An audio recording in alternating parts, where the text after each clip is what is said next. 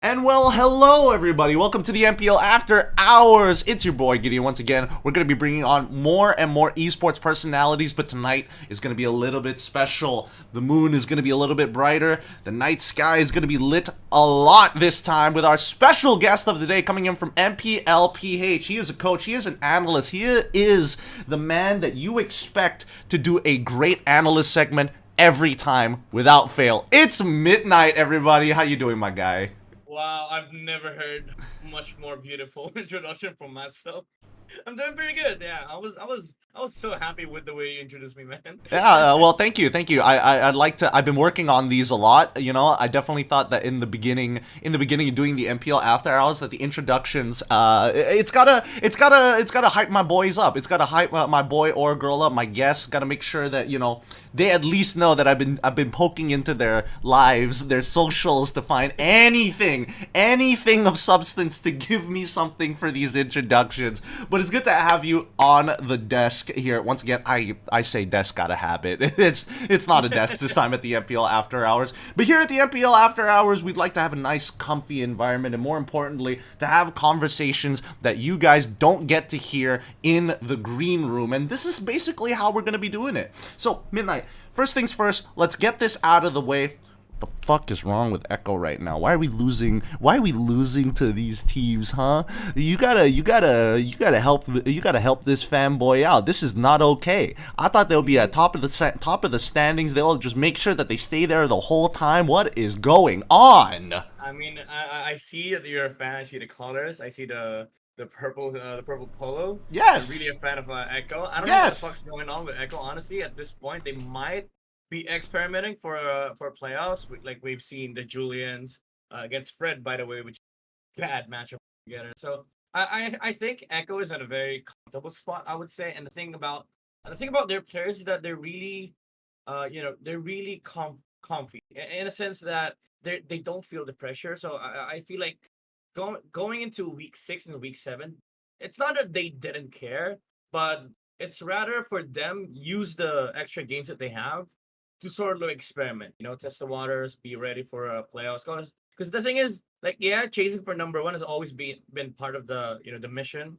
Whenever teams go into the regular season, but I do feel like for Echo, they don't care as much compared to other teams. Like they don't really prioritize getting that number one. Of course, they want to win, but they'd rather pull up amazing stuff like the Louis Masha, like we've seen Mm-hmm. before, the assassins on Cortese. Mm-hmm. And I feel like it is it is something that they have to deal with at some point, like the struggles of experimenting. It's just nice to have it done before the playoffs, because like week 6 and week 7, once you've qualified, you don't really much care whatever position you end up with, as long as you don't play play-ins, then you're good. So I think that's where Echo's headspace is at currently. Like they don't give a fuck about the remaining matches. Hey man, I mean, when you've won MPL when you've won MPL and a world championship, at this point, as long as you get the free buy in the upper brackets, I think it's worthwhile. I'm totally cool with it. It's just that it's nerve-wracking to see, because I mean, I'm looking at the standings, right, and I'm like, oh boy, I think when did I do it? I think I did it like last week when I looked at Echo's overall like standings, and I was thinking that like, all right, if they win the next couple of games, they guarantee second place, nothing to really worry about. And then I started looking at the possible matchups that could happen, like RSG PH and Onic PH have an opportunity to maybe overtake them, if I remember correctly. Mhm. Like, I'm just glad that RSG Philippines, at the very least, Ekko has won the head-to-head. They've got like one extra point to stay ahead of them.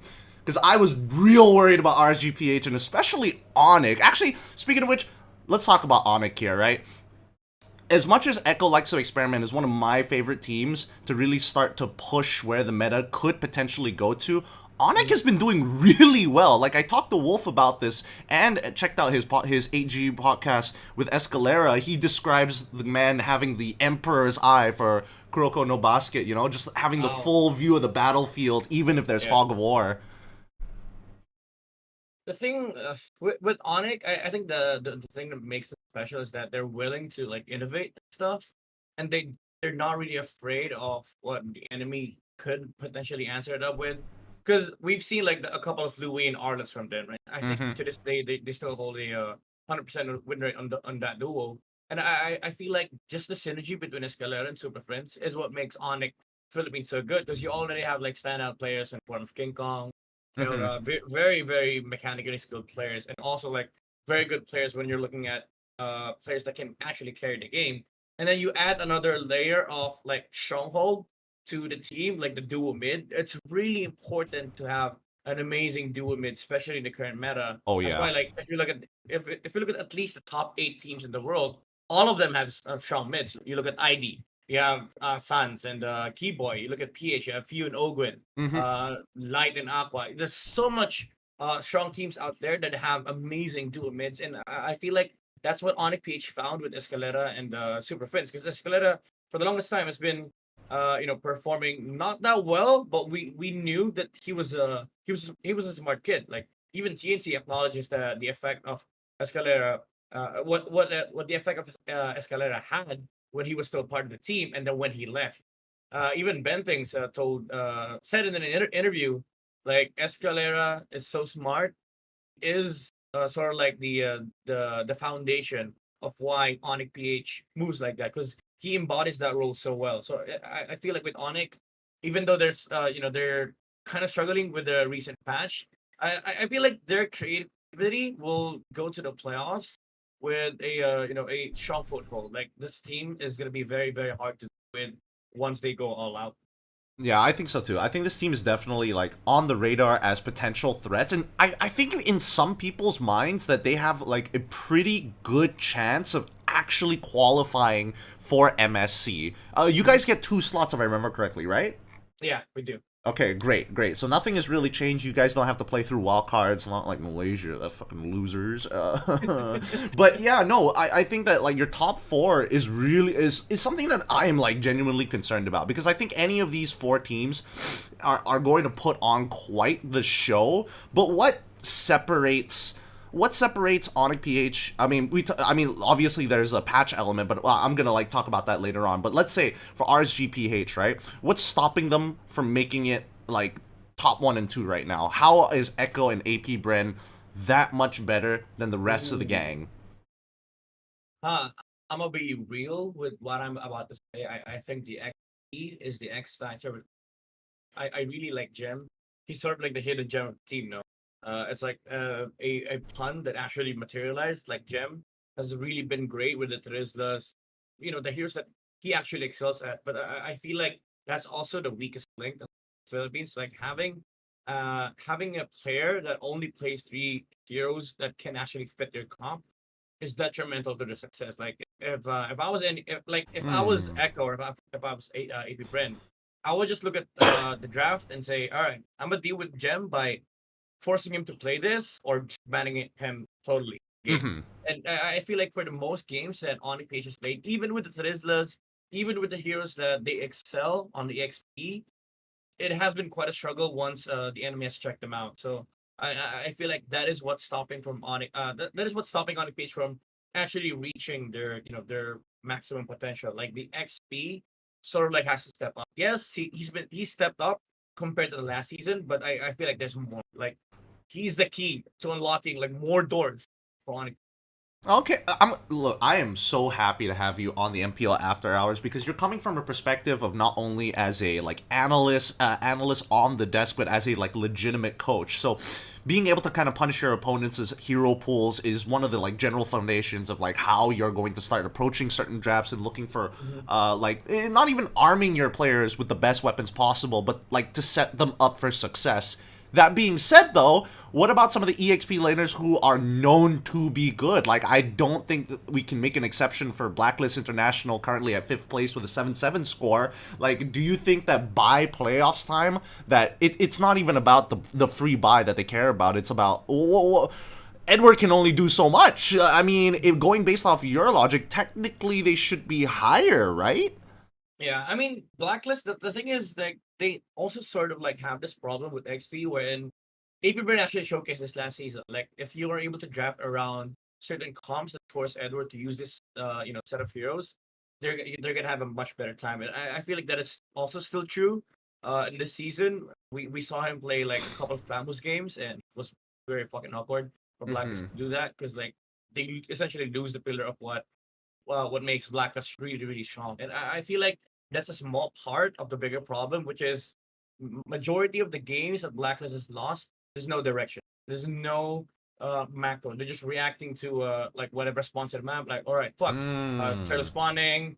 This gank bottom lane. They're not really like making these moves that sort of like put you in the lead, or at least breaks out of the enemy system. Like if you pit Blacklist against AP, not AP, because AP Pen is number one. If you put, let's say if you put Blacklist against Ekko, and Ekko plays with even with Carl, or either with Carl or Zaida, doesn't matter. If Mm-hmm. they play a certain way, like Ekko, once they get their groove, they're not gonna stop. And Mm. you the way to beat that sort of gameplay is to break out. For the longest time, there's a reason why Omega has been able to like outshine other teams when it comes to beating Blacklist International, because Omega has this skill or way of breaking out the system, right? Like Uh-huh. you play a game in a very fundamental way, and Omega just says "fuck you." We're gonna play this way, and you have to react because they're getting a ton of shit. And Mm-hmm. I feel like that is what Blacklist needs to learn. And I also like I like the fact that they acknowledged it in an interview. Bonchan actually said we needed the different version of Blacklist in this season. That's why they made a statement of break the rules, fuck everything. Because like this team needs to understand the fundamental gameplay is one way of playing the game, but against better teams, which technically they are facing against better teams right now, because this is a literally new roster of Blacklist. You sort of like have to improve on breaking out of the current status quo. Like if you're recovering from a 5k gold lead, or if you're in a very very large deficit, you sort of like have to make a play. That's why shot callers are really really important, and that's also why Blacklist keeps losing games, because they don't have that natural shot caller in the team. So again, the bigger problem of what Blacklist has right now is, aside from XP, aside from the comp problems, is the fact that they don't generally make movements that favor.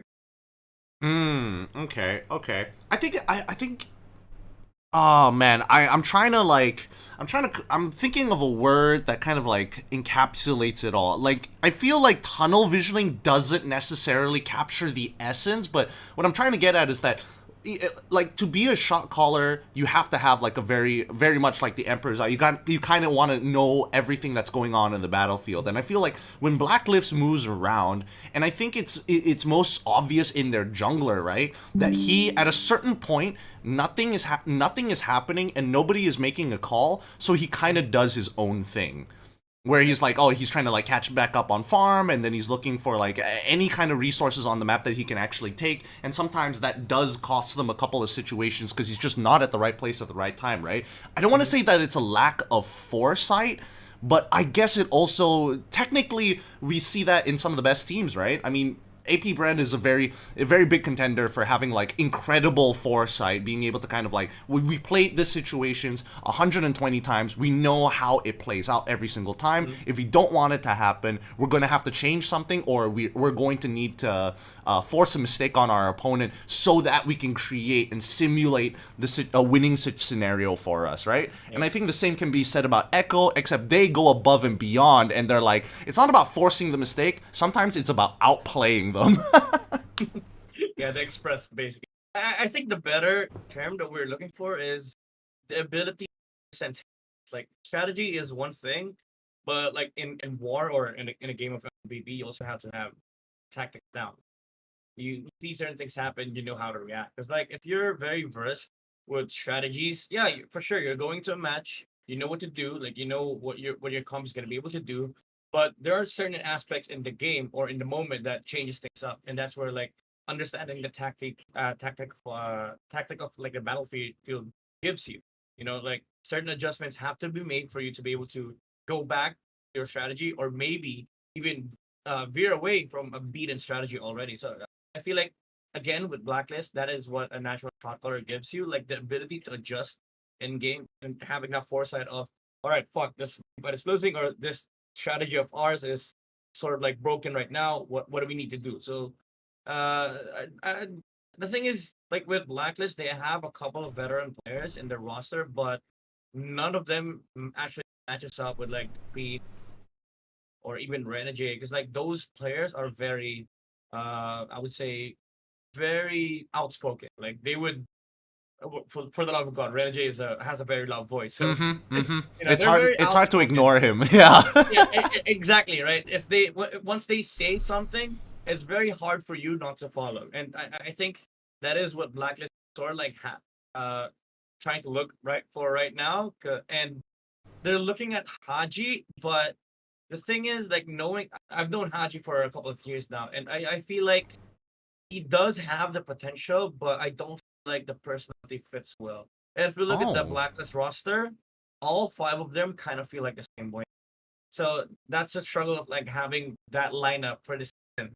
Like when I saw the roster, when I saw it announced like before the season started, I was like, huh, no fucking leader.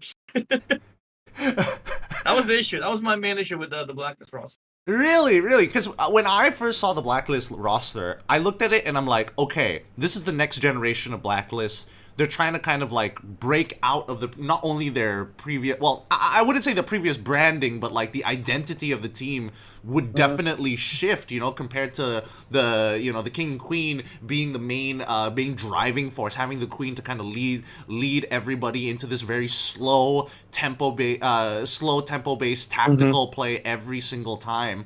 And that can, and I mean, it's boring. It's boring. Sorry, controversial word. Boring to watch at times, but it's like a very slow and painful death, which is like for me as not only a caster but as a viewer, especially when they're doing it against some of my favorite teams, it's like suffocating. It's so painful to watch because it feels like there is no opportunities to make plays because they don't allow you, right? Which is the previous style, and now with their current lineup, when I first saw it, I was hoping that maybe Oheb, from his time in the MDL, like, yes, he's taking it a little bit more lax. Yes, he's generally better than majority of the gold laners in the MDL, but at the same time, I was hoping that, leadership skills would start to take over, and they now, quote-unquote, have an IGL in him, but that's not what we saw. And I feel like this roster has a lot of potential, to be fair. Oh yeah, of course. And again, they're bound to like find an IGL and Blacklist. It's just that like for me personally, I don't see the personalities matching that much. So that's just one thing that I noticed about Blacklist roster. Let me dig deeper on this. What do you mean by like personalities not matching? Is there like is there like a formula to this? Because I know, like, I've asked this to coaches, and a lot of the times they give me like the summer camp counselor answer, where it's just like they just need time together. Sometimes it just doesn't work, but it's like you are paying these players big money to get results. It has to work. What do you do when you're in that scenario? It's very different for like all teams, but if you look at the past M series champions, right? Let's look at just PH. M2, Carl Teasy was there. M3, the Queen was there. M4, Carl Teasy was also there, but also specifically Yaoi was there. M5, you had Few. So these are like from my perspective, key figures as to why these rosters are very much successful. And also like worth mentioning is like the head coaches, like they're also very capable leaders. Coach Ducky, Coach Yeb, Bonchan, Bonchan. These are like very very top notch coaches in terms of I would say technical wise and like life wise. And I feel like that helps. But also like just looking at the players, these are players that are very either well versed at the game, outspoken, or people have so much respect to what they have to offer. Like Carl Teasy, if he's in a team, like everybody shuts up, listens to the guy. He's like he's fucking Carl Teasy, Few, well, he's Few. Like everybody knew Few back then. If you're a player of Mobile Legends, if you don't know Few, probably you're a fucking COVID gamer that installed Mobile Legends. But still, you're gonna fucking know Few, especially after M5. Yaoi, we all know Yaoi. Especially in ID, they all know Yaoi there. But in PH, Yaoi was very outspoken. Like he'd make calls, and it's gonna make your ear fucking bleed because like this guy shouts at the top of his lungs. Like he always makes sure that his voice is the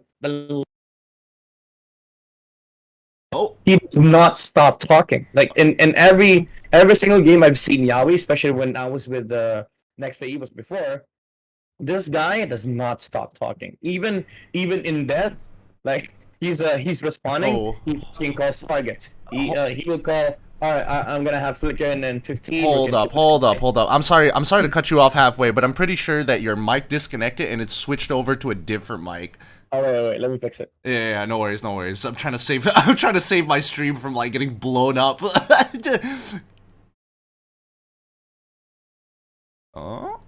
Don't hear you just yet. Alright. Oh, is that it? Check. Ah, yes, that's it. Okay, that's the one. Yeah, but well, I mean, I think it's evident.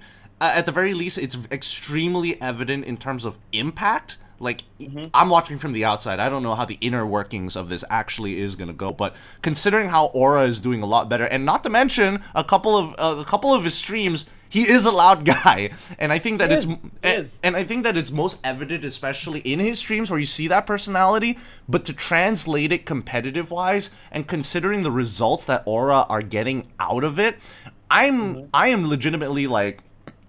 I'm honestly quite shocked. I thought there would be more of an adjustment period for him before those results started to come. I thought maybe like by week 3, week 4, we'll get some semblance of what the team wants to be. But it felt like as soon as week 1 and week 2, they were trying to be different. They were like diffing people hard. They were so quick on some of these calls and opportunities. Yeah, it just clicks, right? Like again, for me personally, and I'm not saying that this is like the the real recipe of having of finding a leader, but most leaders that I know have a very matching personalities. Like if you see this guy, you know that all right, he has a potential to lead a team. Like he's very much either is very mature or he has the ability of making people follow them, right? And the thing about Yaoi, and even in the case of Renegade, like these guys are very, very adamant about what they want. And it's just that sometimes they get misunderstood or people like just don't like them in general. But once you've teamed up with them and you see the passion, you see the charisma, you see all of the stuff that makes a great leader. If you give them the platform, they have the best potential of like standing up to what they're supposed to be. And I feel like that is what also made Renegade shine in Blacklist, because like even him, he was asking me before, do I think what do I think about him going to Blacklist International? Was he a good fit? And I was like, maybe with Venus in the roster, you have to work on some stuff. But when the Royal Duo left and got their rest, he was like, do I really fit in this roster? Do I have the capacity of being a good leader? And I was like, you're already on your way of becoming one. So don't pussy out. Take the challenge. Play with Blacklist. So he took the responsibility, and he was telling me a couple of times how he had to make some sacrifices. He had to quit YouTube for a while to really gear in for M5, and look at where it took him. The sacrifice that he made, the adjustment that he made, and again, it goes to like what he wanted, and also fit with his personality really, really well. Okay, I see where you're at. But despite personality, from the outside viewer, I don't know how much our viewers actually think about these things, but at the very least, what we can see from the outside is right now, if we are talking specifically about Blacklist International, they've got a gauntlet to run. You guys recently finished off your regular season, if I remember correctly, and now that the playoff bracket has been set, I want to get some opinions on this, right? AP Brand currently sitting in upper bracket semifinals. Ekko will have to go against RSG PH, and that's when the double elimination starts to come into effect. But even before that, play-in rounds. Blacklist International up against Minana Evos. Whoever wins has to face off against Onic PH, and whoever wins that has to deal with AP Bren. How do you think the bracket is gonna go? Fuck, that's a hard question, but I mean, we can start right at the beginning, man. Blacklist International versus Minana Evos. We'll start with that. What is the hard call on this? I think there's a good chance Blacklist takes this one, even though I fully trust that this is gonna be a fucking long series, like maybe maximum game 5. Wait, is this 5 games? Full series. Yeah, it should be a full series if I remember correctly. Yeah. So the thing with Blacklist and Banana, I think they're close, they're neck and neck. Mhm. But I do feel like Blacklist is gonna take it, and then Onic. Oh my god, it's a fucking hard bracket. So now it's Blacklist wins. Now it's Blacklist versus Onic Philippines. Oh man, Ugh. I think the hard part about this is whether or not we're going to get the playoff version of Blacklist International, right? You Yeah, know, they always yeah. seem to have something about playoffs that really turns them on. That's when you know that there's a fire under their ass. Mm-hmm. I'm gonna let my personal bias take this judgment and advance Onic. I want to see an AP Brent Onic rematch. Oh, you Honestly. want to see an AP Bread Onic rematch? Okay, to be fair, that game was pretty fire. All right, so Mm-hmm. Onic Philippines up against AP Bren. I'm going to lean in that you're probably on the AP Bren train at that point. Oh yeah. Okay, Yeah. so I am. Onic PH goes down into the lower brackets. Now, this one's the important one. Ekko versus RSG PH. Let's say Where RSG. you'd say RSG? Let's say RSG. Why? Why? Why? What is the reasoning behind this? What is this blasphemy that I am hearing? Sorry, I'm a So, PH netizen right now. yeah. All right. Echo is number 3 right now. Sorry, number 2 right now, right? Mm-hmm. RSG is number 3, but I feel like, and I talked to a couple of guys in the Philippines.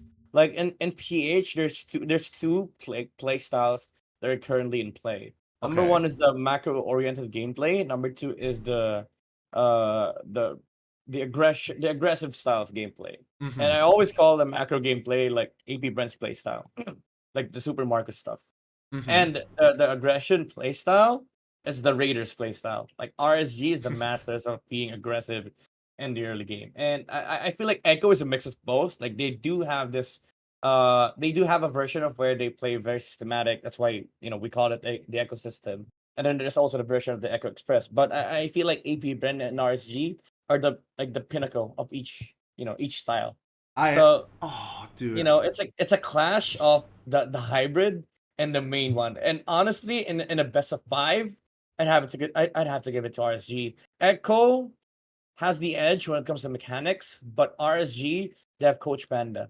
So having a coach like as technical as Panda, it's gonna be hard to survive a best of 5 against this team. Okay. Okay. Having a technical coach is definitely going to give them an edge here. I don't know. I feel like I agree with you that RSGPH is definitely like they maxed out their stats in red, in the color red, even though they're blue, right? The Raiders are Uh-huh. disgusting. Oh man, when we're talking about micro mechanics, I feel like the odds aren't as stacked, right?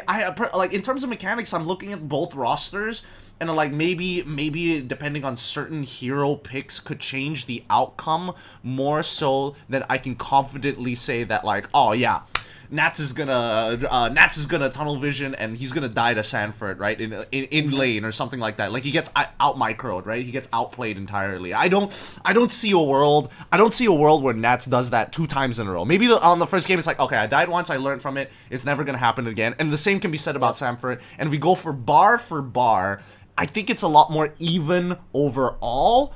I just think that Ekko, because of their hybridness, right? Because they have that level of like the ecosystem and as well as the Ekko Express, it comes back to what we were talking about earlier. Knowing the fundamental rules of the system and learning how to break them like effectively in a good manner is something that Ekko does extremely well. So I will say they do warm up a little slow sometimes, especially when they hit a brick wall and they're like, oh, this is the first time I've seen this brick wall. What are the dimensions? What kind of brick is this? How thick are these bricks? How do I get over it? And then once they pass that hurdle, that's when we see them really shine.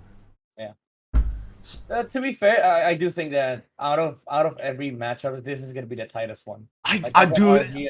I think my favorite series by far has been Ekko versus RSGPH. Like Yeah. the near almost like what they had like a team fight that lasted almost 5 minutes. It was just going in, fighting, respawning. Respawn takes 40 seconds. 40 seconds later, another like 15 seconds to get back into the fight just to die again. Like, dude, that was so nutty to watch. Yeah, and honestly, it's gonna be fun. Like watching RSG play aggressive and dial down the fundamentals against a team that can actually break it. Who knows? But I don't think that this series is gonna be hella fun to watch. Okay, all right. So with that being said, that means Ekko is gonna go into the lower brackets. RSG Philippines up again. Let's do the upper bracket finals. AP Bren versus RSG PH. Where are you putting your chips on? Who are you putting your chips on? Which team? Oh, I'd say still AP Bren. Especially after last night's match. Oh my god. That's literally what I was about to bring up. I was like, you should. I mean,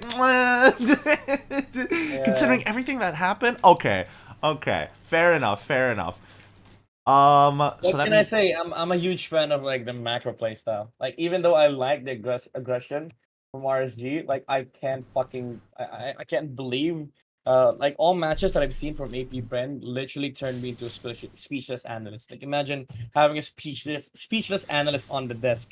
Because like I'm in awe. Like I see everything that Bren wants to do, and I'll be like, oh my god, that's the most decisive and naturally calculated team I've seen in my whole life. I mean, I don't know why you're not more of a Blacklist International fan during the reign, the Queen's reign era. Like, I think that should have been like enough, right? That should have been No, the time. I'm a huge fan. I'm a huge fan of the Queen and the King. Like, I talk about how macro oriented Blacklist was, but again, to make an argument here, I think AP Bren in their current form has the best macro mechanics out of all teams that existed in MLBB. Like right now, this As roster. of right, wow. Okay, that's a bit. That's a bit of a hot take here. Ooh, wait. Let me think about this for a moment. Let me think about this for a second. Because I've been hearing some chitter chatter. Here. You know what? I'll bring it up later. Let's finish off the bracket because this has been. Oh, I've been holding this for a while. Holding this in for a while. Okay, so Ekko ends up losing to RSG PH based on your predictions, not mine. That's just blasphemy to me. Don't worry, chat. Trust me, that would never go. That would never go well. Ekko all the way to the top. Ekko would have to face off against Onic Philippines in the lower bracket semifinals. Who wins that? Ekko. Hands down. Ekko wins that. I don't know though. I'm looking at their past history of when they fought. I mean, their record currently is 2-2, and I mean, I was hoping that maybe that RSGPH goes down and faces off against Onic because even their record is 2-2 against Onic. Mm-hmm. I'd say this is where the XP difference comes from. Like Sanford against Gem is gonna be the biggest factor in that matchup. Like Sanford is more flexible and is well versed. Although you could argue that Onic has a tighter chemistry and tighter gameplay compared to Ekko. I just feel like in the playoffs, objective is still gonna be the name of the game, and Sanford is just way better in terms of handling objectives compared to Gem. I wasn't even considering the EA. Well, I mean, yes, I was considering like that as a potential factor here. What I'm most scared about is if Kelra he's just feeling it that day, and he just pops off, and I'm like, I love Benny and all, but like, man, if we had to compare maximum potential, if both of them went into Ultraistic, who has the higher cap? I think it's Kelra, unfortunately, but I think Benny QT overall, his consistency in his mechanics and his overall decision making is just like something that every team wants. You want somebody who's a little bit more consistent to get through the regular seasons. But man, I cannot deny that Kelra is kind of gross. Yeah, he is. He's disgustingly good, honestly. Like, imagine if Kelra gets imported. Oh my fucking god. Hey! No don't even entertain the idea. Malaysia's got imports for days. We love that shit. More gold laners from the Philippines, bruh. Every single gold laner who has come from the Philippines to Malaysia has found success almost straight away. And sometimes even like hard carry teams over the finish line when they should not have been able to make it. I'm gonna be real with you, man. It's a tough pill to swallow, but it's true. It is true. So, if at the end of the day it's going to be Ekko who takes that match, they move on, and then they have to face off RSGPH one more time. Are you still gonna say that RSGPH beats Ekko again in the lower brackets? Yeah, I mean, I'm close with Ekko, especially Sanford and Carl Easy, but I'd have to give it to RSG, honestly. I think RSG and AP Bren makes it to MSC. All right. I'm gonna put you in a hypothetical situation now that you've given me some insider information of how close you are to Ekko. Your Ekko management, you have to make the call after their failure here in our hypothetical series of RSG PH for the second time in a best of 5 against Ekko. Who is the one to blame in that match? Oh, if they lose, oh my god. Right? Now there's some weight to it. Now there's some weight. Oh, fuck, JP then. Goddamn. Fuck, it's JP's fault. No! Everybody keeps talking shit about my boy. Damn it. Every time. He's such an easy scapegoat. And he takes it so well, dude. Yeah, I mean, at this point, it's kind of like a meme, you know? It But is the meme. to be fair, I feel like if Ekko does lose to RSG, I don't think it is gonna be falling onto the players. But mostly, what I would be concerned about if they lose to RSG is the draft. Like RSG, most of the games that they lost is because of the draft. Because like this team plays a very fundamental aspect of the MLBB, and I do feel like there is a certain weakness with RSG. If they fall into that pit, there's a 60% chance they already lose that game. Wow. I'm not gonna diverge into the details, but Okay. I feel like if Ekko does lose, it's because RSG most likely won the draft. Alright. I'll take your word for it. I'll just take your word for that. Alright? As much I can only hear so much blasphemy. But that would mean that it would be the AP brand versus RSG PH for the grand finals. Second time that they would have to face off against each other.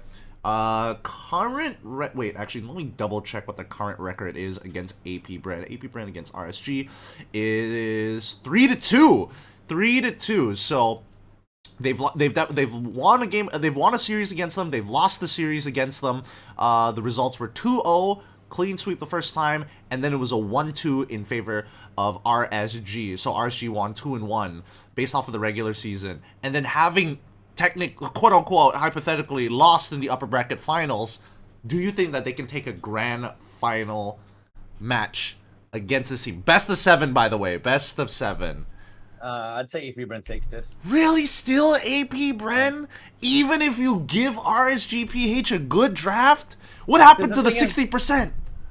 The thing is, like, Trevor isn't an AP Bren. Trevor's a very good drafter too, and AP Bren has always been this team that is capable of like finding a weak spot. And the thing is, like, against RSG, that's your kryptonite, right? If they find the weak spot of RSG, it's hard for the Raiders to actually recover. And we talk about the draft. The only week the AP Bren lost to RSG was their bad week too. Like that was the week wherein they were playing like sort of weird, and RSG, even though they won, they lost one game against that form of AP Bren. So I feel like come finals, it's not gonna be the issue for AP Bren. They would take this easily. All right, I'm gonna poke and prod a little bit more. What's it gonna take for RSG PH to beat AP Bren? What is the secret sauce? Like, I mean, I would say based off of everything that I've heard and based off everything that I've seen so far, the materials that I've been looking through, I feel like AP Brand, I agree with you. They are really good at like adaptation is an umbrella term, but I think you put it a lot better in terms of like being able to identify a weakness in your opponent's gameplay and then pressing their thumb ever so deep into the wound. I feel like with RSG, this is gonna be quite obvious because most of the games that they obliterate their enemy is because Knots has a good game, and I feel like that is the number one condition, the number one source of like confidence for this team is if Knots is able to get if Knots is able to get a good game, then maybe you take the game against EP Brin. Maybe because you still also have to play the macro game, and you also have to break out of the system of AP Brin's playstyle. So I feel like come finals, if they do meet each other, Knots has to be in this on his best day ever. Like he's gonna be playing against AP Bren, a very very systematic, very fundamental team. He has to wake up, on the good side of the bed, take his fucking coffee, listen to the best music, listen to his favorite music, and come to the game with an attitude. Not like the bad attitude, but he has to show up as Nuts. You know, we all know Nuts. We all know how he dominated in MSC, the Nuts entertainment figure. He has to bring that back to the finals because I don't think with just playstyle, with just gameplay, you're gonna be able to win against EP. But they have to bring that aura, not the team. Like they have to bring the Nuts aura into the final. Yeah, they just bring the entire roster of Aura over to the Philippines just to be part of the cheering squad, and that's when Nats is like, yeah, you can see his hair starts to glow. You're like, he's going Super Saiyan. We can't stop him. I think Super that Nuts. Super Nats. He's in his next form. I think that I would predict that if anything, right? I mean, obviously, like, he's going to be listening to We Are Supremacy over and over and over again just to kind of relive those moments once more of when he actually held up the international trophy. But at the same time, if anything, I guess he could just fall back to playing both Benedetta and as well as Thamos, I suppose. Just has Swiss Army knife, like, EXP laners. Like, you can't, there's no way you can do awfully terrible on them. Benedetta, obviously so, but knowing his consistency and knowing that even on his worst days, he still plays better than a majority of people. But to face up against AP Brent, is that still not enough?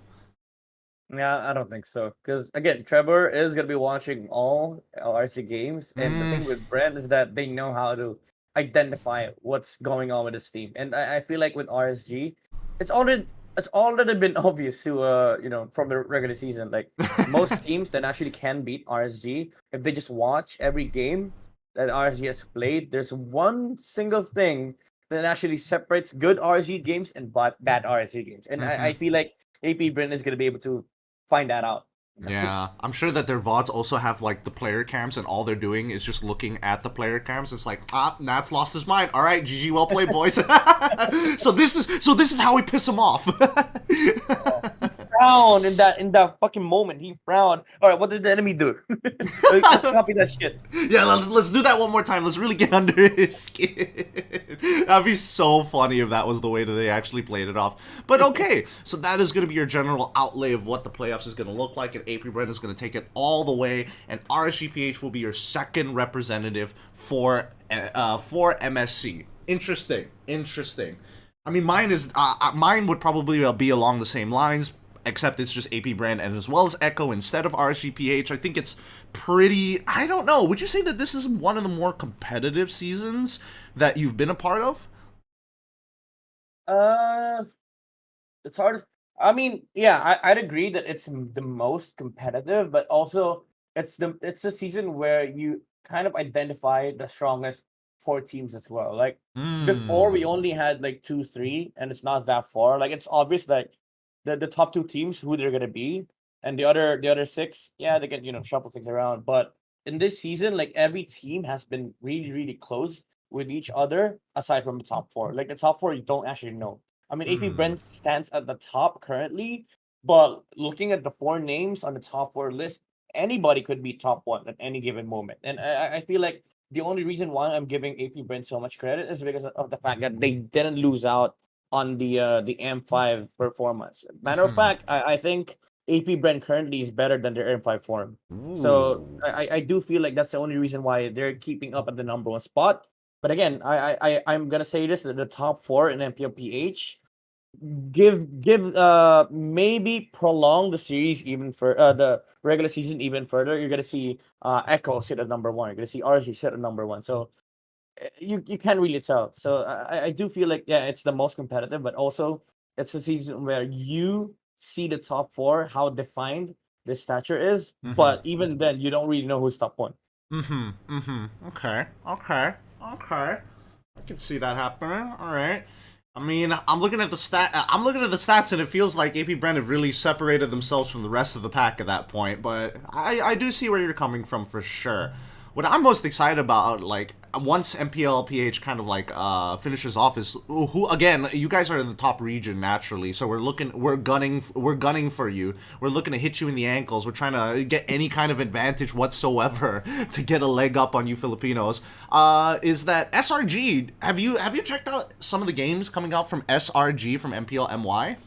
Yeah, I've watched some of the SRG games, especially the ones when they eliminated the Hesu. I saw the poke, I saw the banner from Innocent, and it's interesting because sometimes I do tune into Malaysia to kind of look at like the current meta of how MPL teams there play the game, and there's a big difference, but also like a big similarity between how our teams play, especially with like the top four teams as well in Malaysia.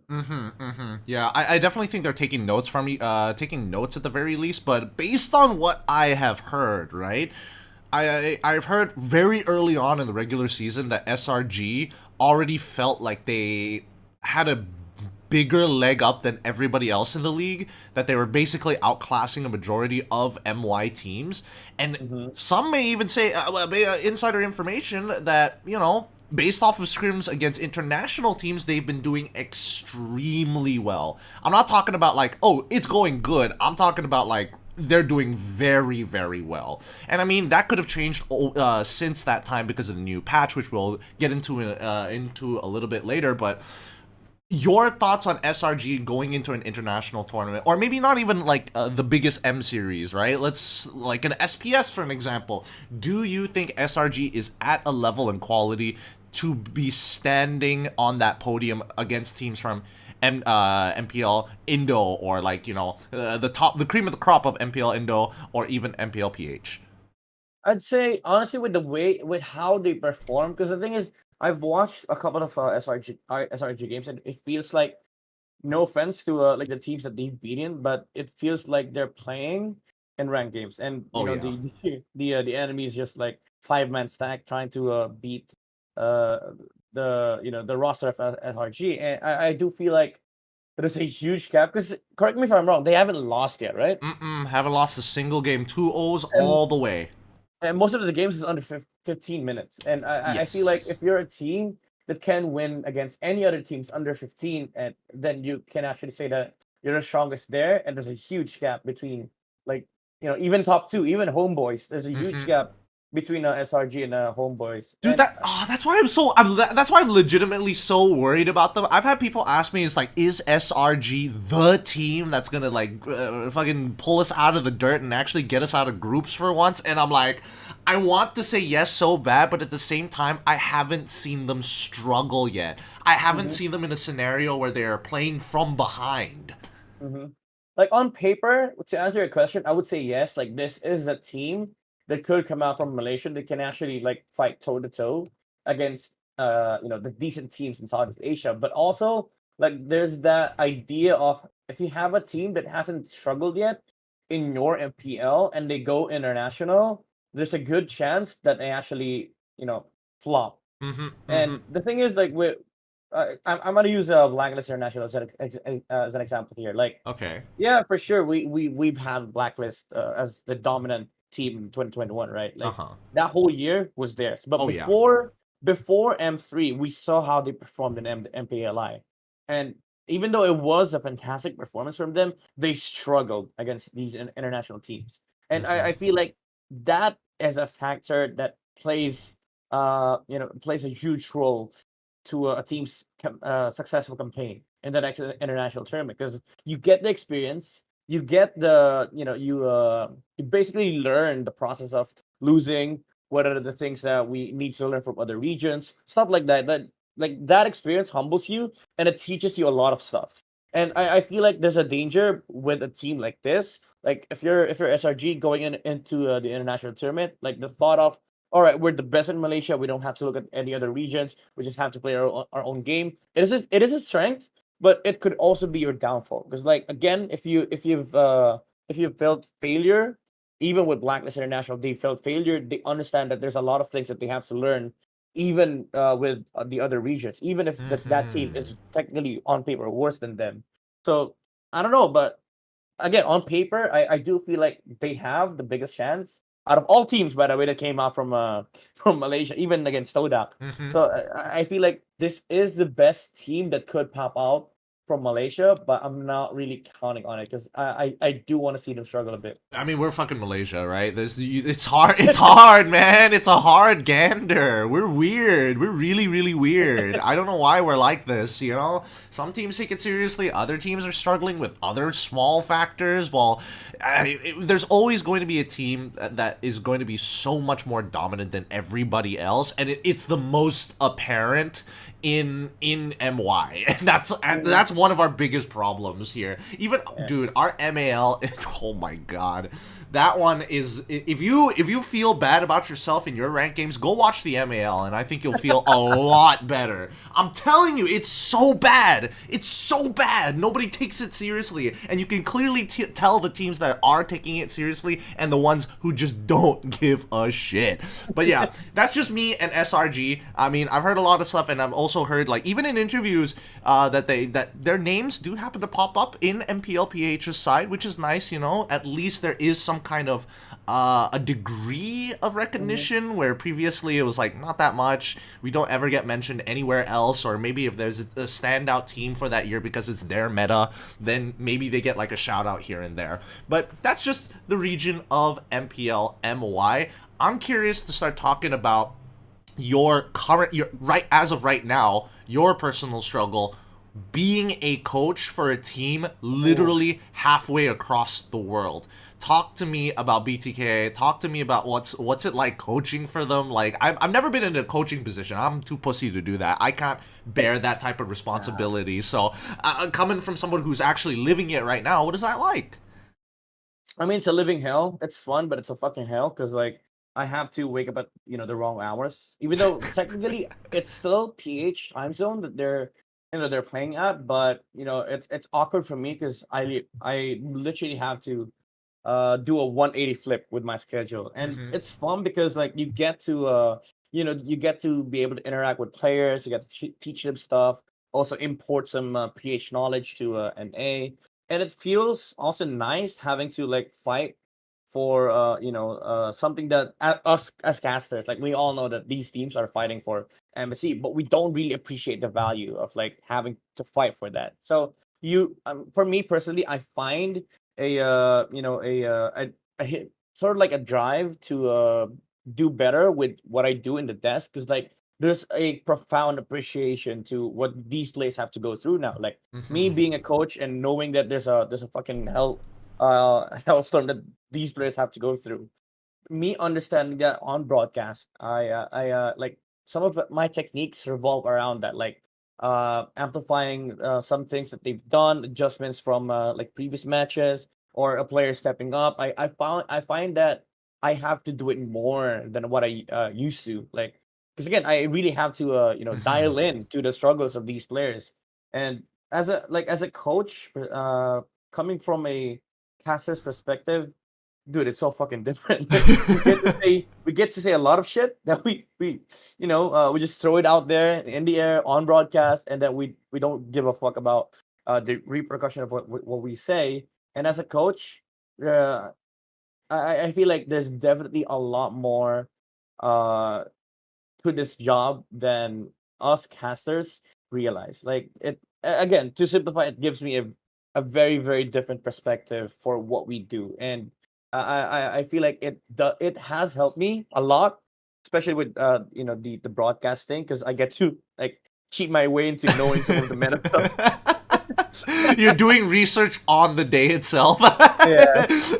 You're just texting them on the side. It's like, dude, you guys gotta start trying out this hero. Yeah. I just saw it. It's fucking epic. Let's do it. Exactly. To be fair, it goes both ways, right? Like, if you're coaching, it makes your job easier, because I already watch, like, a fuck ton of MPL games. But also, as an analyst or as a caster on the desk, it makes my life easier knowing that these are the things that I should expect. So it's kind of a cheat in a way. Oh, okay, a bit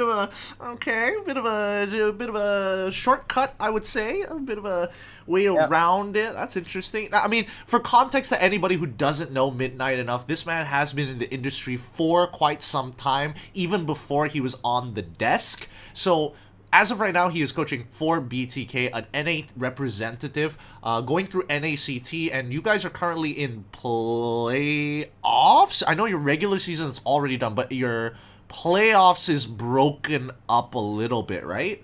Yeah, it's grand finals actually. Yep. In this coming weekend. So it's Las Vegas time for the team. Not for me though. Ayy. I'm not flying.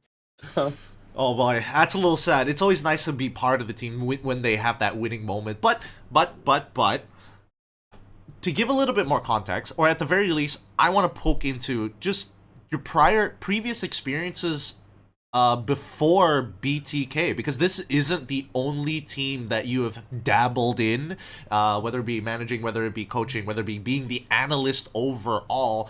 How is it different? Like, how is BTK different compared to, you know, your previous teams, you know, in terms of like being receptive to information, or personalities clashing, you know, disputes being handled, or at the very least how they view you doing your job as either a coach or analyst in this case?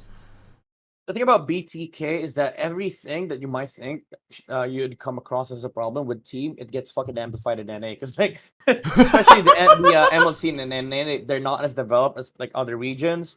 Like compared to my previous experience with like teams, SGD, Next Play Evil, Smart Omega, teams like that. They understand that there's a whole process to this, right? And with NA, it's very different. Like you really have to, feed the information. You have to make sure that these guys listen. You have to earn their respect. That's the biggest like struggle. When you're entering a new scene, especially a relatively new ground for you. So you literally have to earn the respect, establish the system, make them understand that they have to go through the system, and uh again, it's amplified more in NA compared to any other region, because like there's no org in NA that actually has support an MLBB team aside from GG, which just just recently, like 2 months ago. So even then, like GG with their sponsorship of TOB, it's not like a an organization that actually placed a boot camp there, gave them coaches. It's not like that. It's slowly developing, but it's still relatively young for NA. So Okay. it's a big struggle for me, because like coming from Southeast Asia, I'm so used to like people knowing this stuff and they exist. Uh-huh. So it's like me creating a new game plus for NA. Like I know this stuff, but I still have to fucking go through the process. I call it new game plus because it literally is the same thing. Like I know all of this stuff from my previous save game, but I still have to go through the same fucking process. You've already played to them it's a DLC, to you it's like this is the base game, bro. Exactly.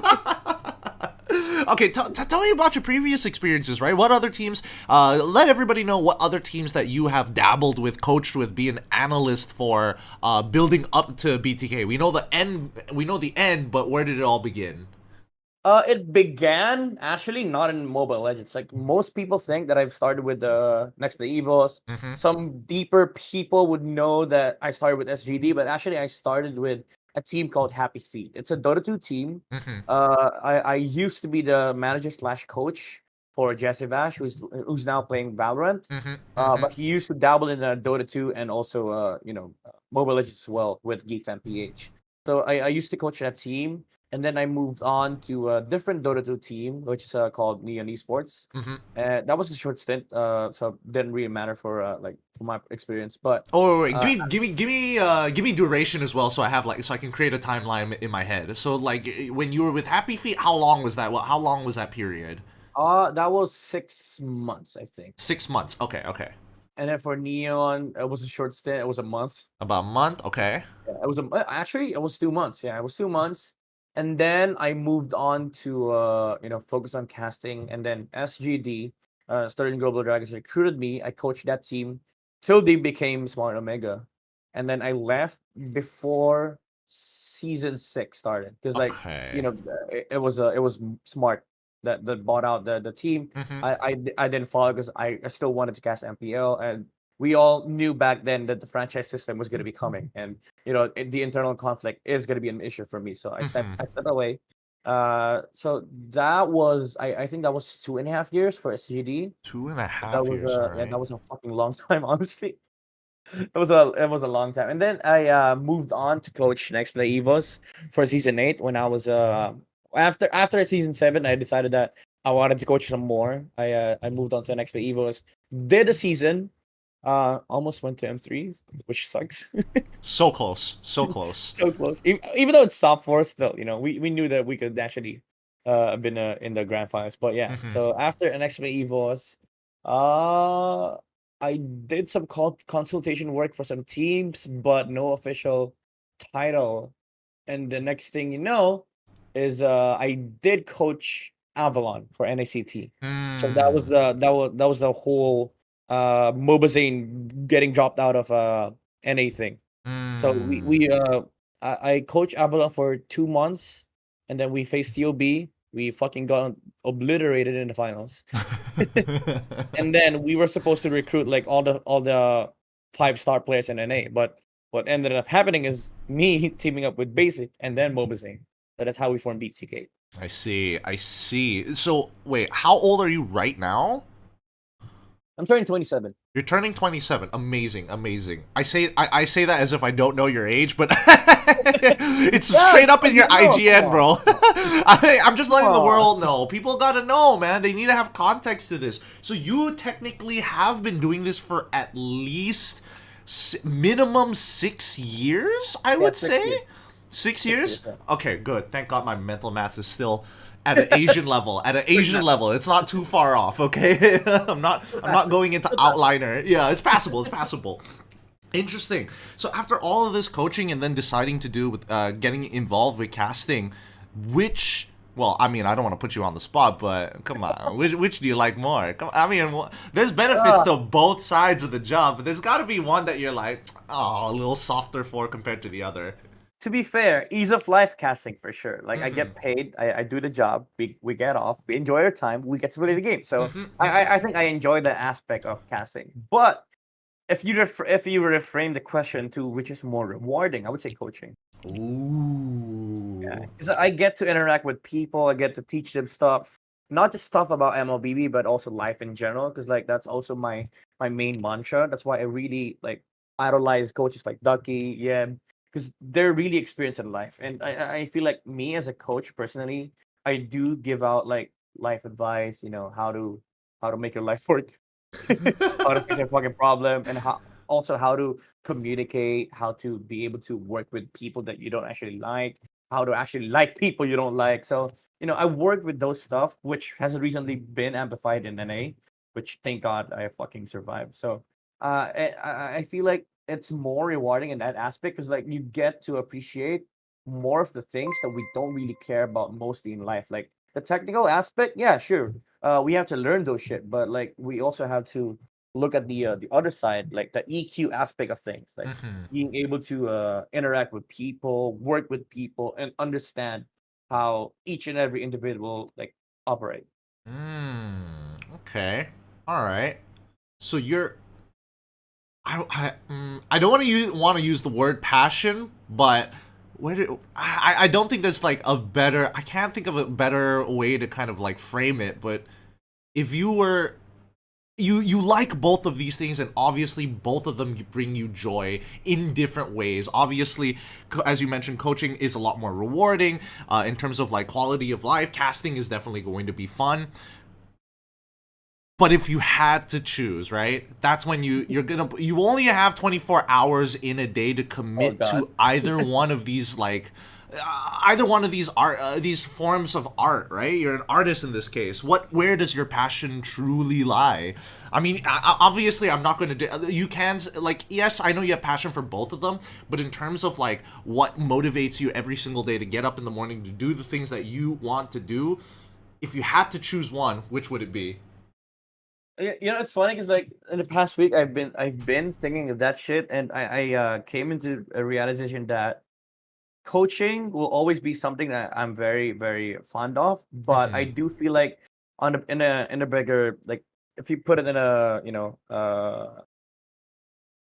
if you frame it in a way of like the bigger picture, I Mhm. would say the coaching aspect of what I do is just gonna be a small part of it, and I Oh. feel like my passion truly lies with teaching people stuff that I know, and like if you ask me coaching versus casting, I take casting because like I'll Oh. be able to do that more than coaching because like coaching there's a lifespan to it. You know, you could be coaching for 2, 3, 5, maybe 10 years, then hit your peak because like you gotta understand that there's a certain limit to this.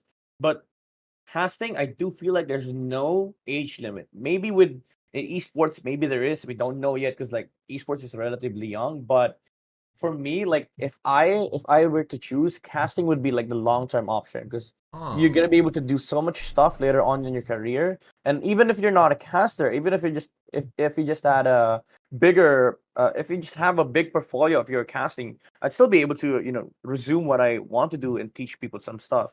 So Uh-huh. I think for me personally, I'd take casting because I see it as the longer like long term. I'd see it as the better option I for see. what I'm really fond of. I'm rather surprised with your answer because I was already framing the question in a way where like I was expecting I already had the expectation that you were going to say coaching, and I know that I don't want to take away from what you are doing in the casting scene and like the time and effort that you're putting in both of these forms of art, but at the same time I'm sorry. I'm a little I'm a little stumped by this. I would have imagined that this would have been an easy answer for you to be like, yeah, if I could if I was given the opportunity to not worry about anything else and I could just do coaching, I would do coaching. Because I have known you for I don't know you as well as I do some of the other international casters out there. Mainly because we only met like during M5 for context to everybody out there. We only met during M5 and we've had many conversations from that point up until now. And I always thought that you were the kind of person that would want to be able to achieve the highest heights in your lifetime as a coach and then fall back on casting once once you've kind of like gotten to that peak.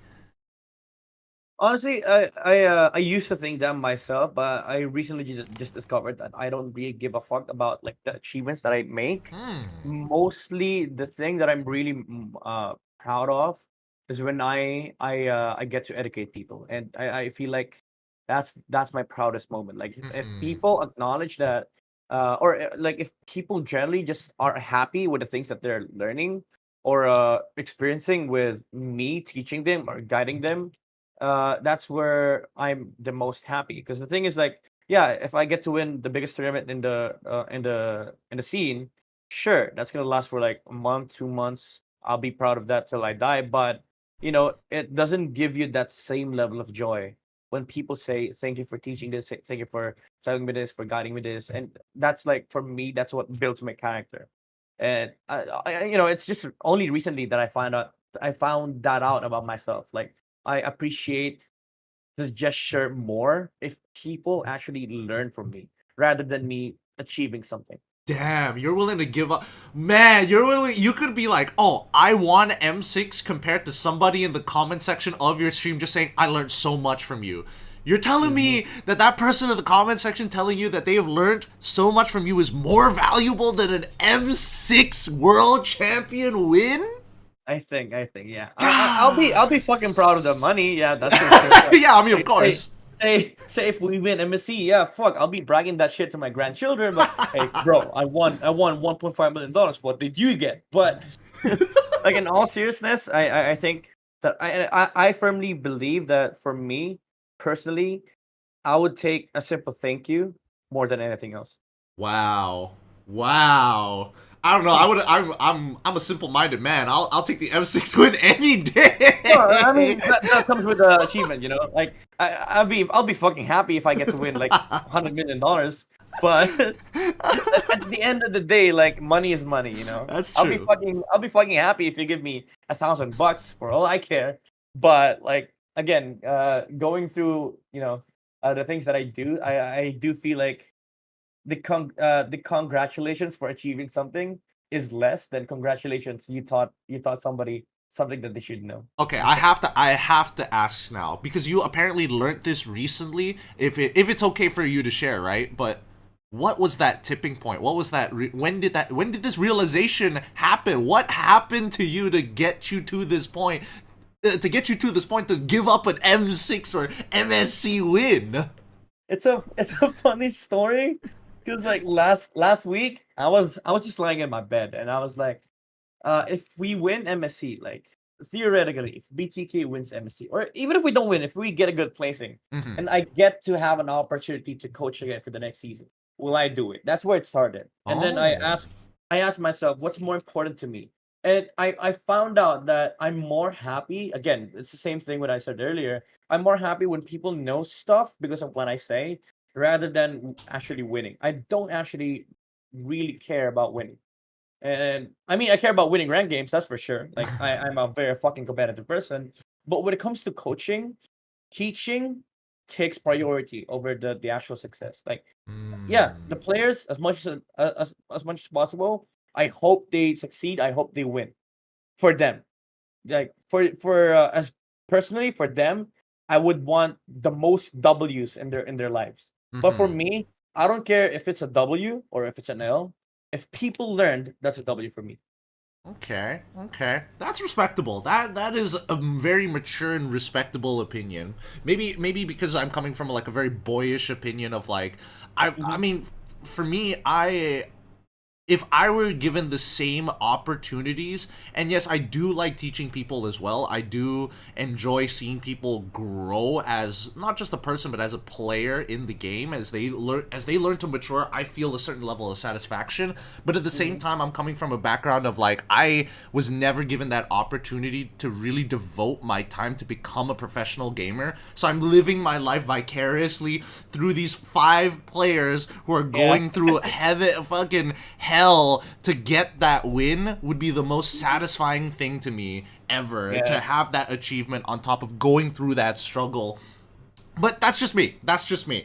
And right Mhm. now, I think, man, wow, I just have so much respect for you. I have so much Yeah. respect for you because I definitely had an expectation of what your answer was going to be, whether the audience knows it or not. So it's nice to be wrong. It's nice to be wrong about these things. Yeah. I mean, I didn't expect it myself. Because like, funnily enough, I've been doing this for a while now, Mm-hmm. and you look at the past champions. Most rosters there.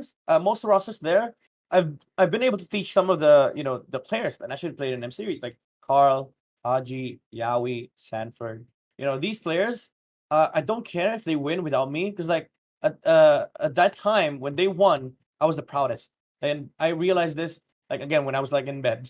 I realized like fuck when Carl won in M2, I was literally crying. No joke, literally crying.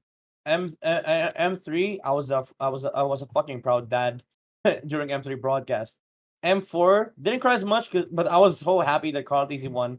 The M series twice. M5 is different 'cause, like I had no part. Like I have no personal affiliation with M5, but I was rooting for Renegade. Mm-hmm. Even though, like, in the back of my mind, I knew that it's gonna be fucking AP Bren and on it. Every blacklist win every blacklist win, every game that they took against other teams, I fucking celebrated. Hey, he's your And boy. yeah, that's when I knew, fuck, it's more important for me to see these guys succeed than me actually seeing myself in that stage. I don't really give a Mm. fuck if I see myself on stage. Maybe I'll care with how my hair looks, that's for sure. But I don't care if I get to win or not. As long as I get to see the people that I've been a part of, that has me part of their life succeed, I'm the most happy. Damn, what a takeaway. That's for all of you guys. You guys are the real winners in the audience checking this out, viewers. This is deep thoughts coming in from midnight. I can't believe this literally happened a week ago. If I had this podcast with you like any time before, it's like, Yeah, yeah, different M6 win answer. easy. Fuck you, players. Yeah, book you. This is an achievement that we're all working together to move towards. How much are you willing to sacrifice? I'm willing to sacrifice everything. Yeah, Like, everything. Fuck your egos, fuck your pride, fuck your backstory. I don't care if you wake up at 4 a.m. I wake up at 4 a.m. too.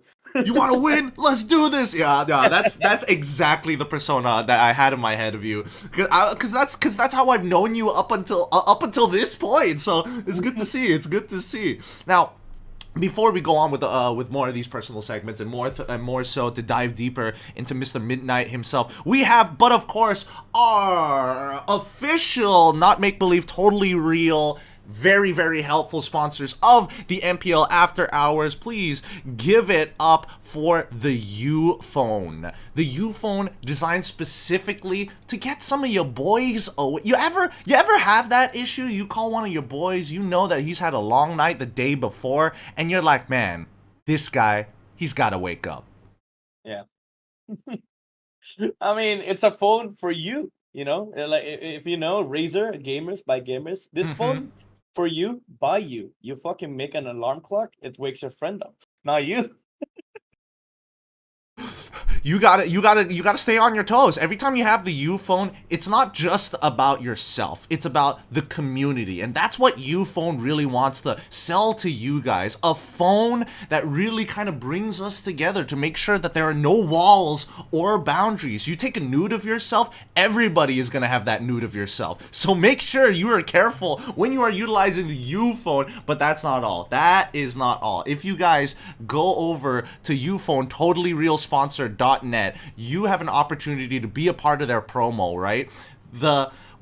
In these cases, they're coming up with some new software, and yes, some may say that if you charge this phone, it will explode. I guarantee you it won't. It's only if you strap a bomb to it, but most people don't have access to that, so there's nothing to worry about. Use the promo code I did this for you to get 20% off your next purchase of the U phone, the next generation better, arguably better than the iPhone. But that's not all. We've got one more sponsor for you guys. It's Dumb Communications. Tell us a little bit more about these guys, Midnight. Dumb Communications, making communications for dumper a little dumb. It's a simple solution to all of your telco problems, right? You're probably thinking, man, what telco should I be using? Why can't their UI be simpler? Why do they have such complicated plans? The Dumb Communication saves all that time for you guys, and you can start talking to your friends like how you really feel all the time. And you know the best part? What's the best part? You want to know something on the internet? Well, guess what? You don't have internet. It makes you dumber. Oh no! If only the Dumb Communication didn't provide 100 Gbps of consistent data for your phone, you'll never have to worry about a buffering for a YouTube video. For once, you might feel like you are legitimately living in Singapore, known to have the best internet in the goddamn world. You go in a tunnel, no worries. That YouTube video is still gonna be playing. Yeah, we got the best internet speed that you don't know about because you're dumb. So make sure, if you guys want to sign up for Dumb Communications, they've also got a promo deal for you guys. Please head on over to dcommunications.net and subscribe to their latest plan, the super fast for simpletons plan, only starting from $5 every single month to have access to all the benefits we've just talked about. And now back to the show. So with all of these realizations and all of your time just being consumed by MLBB, have you had enough of this, Midnight? Has MLBB come to a point where you are just so oversaturated that you will take anything else to kind of relieve your mind? I honestly don't know how to take a break. That's one of my fucking flaws that I hate about myself. Like, I usually talk about burnout with people that I know, but then I find myself not really experiencing one. Like, I know what a burnout is. I know when I need a break from something, but I just, I find myself just, getting drawn to what I like every single day, every single minute. Like, I take a rest. Like I get fucking tired of MLBB. I watch YouTube. I play some other games. But next thing you know, I want to open up that app again, or maybe watch some MLBB games. And I feel like that's one of the flaws that I see with myself, especially with the passion that I bring in, is that I bring in too much, and I feel like it's not a good thing, like personally, but it can be used as a sort of like a motivational tool. And yeah, to answer your question, I don't really have had enough of this because I see this as like my way of life, like I don't really see myself as like a corporate hotshot or really working in the the more business side of the world, because It also goes with with my background. Like I'm a very nerdy guy. I used to be a top achiever, an overall achiever when I was a kid, and Mhm. I sort of like expected that I was gonna go out to the real world, enter some companies, become a CEO, like become that Yeah, successful. yeah, yeah. But Crushing it you in the know, corporate business, no matter yeah, what field you're exactly. in. But it just doesn't feel me, and I feel like I've had this so many deep conversations with myself, like if I just did that, would I be happy? Because like at the moment I'm not really that happy. The goal that I want to attain, it's not really there yet.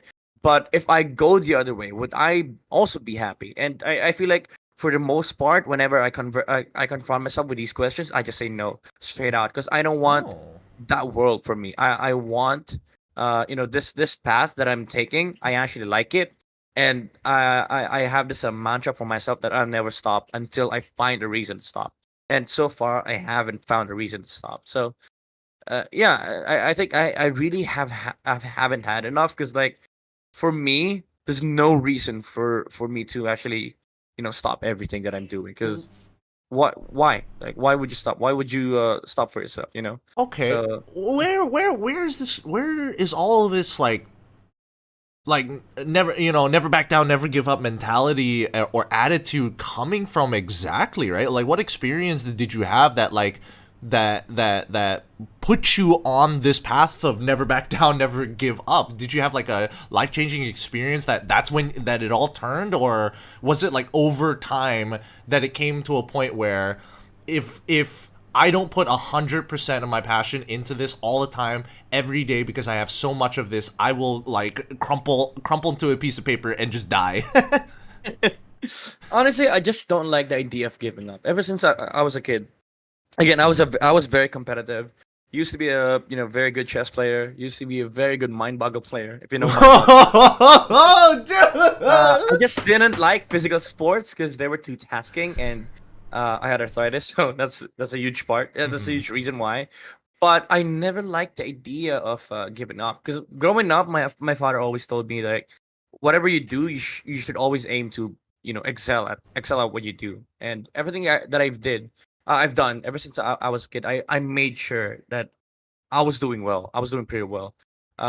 You might say that I'm a jack of all trades, because I've dabbled my hands into a lot of stuff, Mhm. and I would say confidently, and this is not bragging, by the way. I can confidently say that whatever I do, I can do good. So I feel like it's just a personality thing. Like I don't really know how to give up, because like I have to make sure with this thing that I picked up, I have to make sure that I need to be good at this. So even with games, I used to be I used to be a part of the leaderboards for Dota 2, which is for the people that don't know out there. I used to be at least top 100 in Southeast Asia.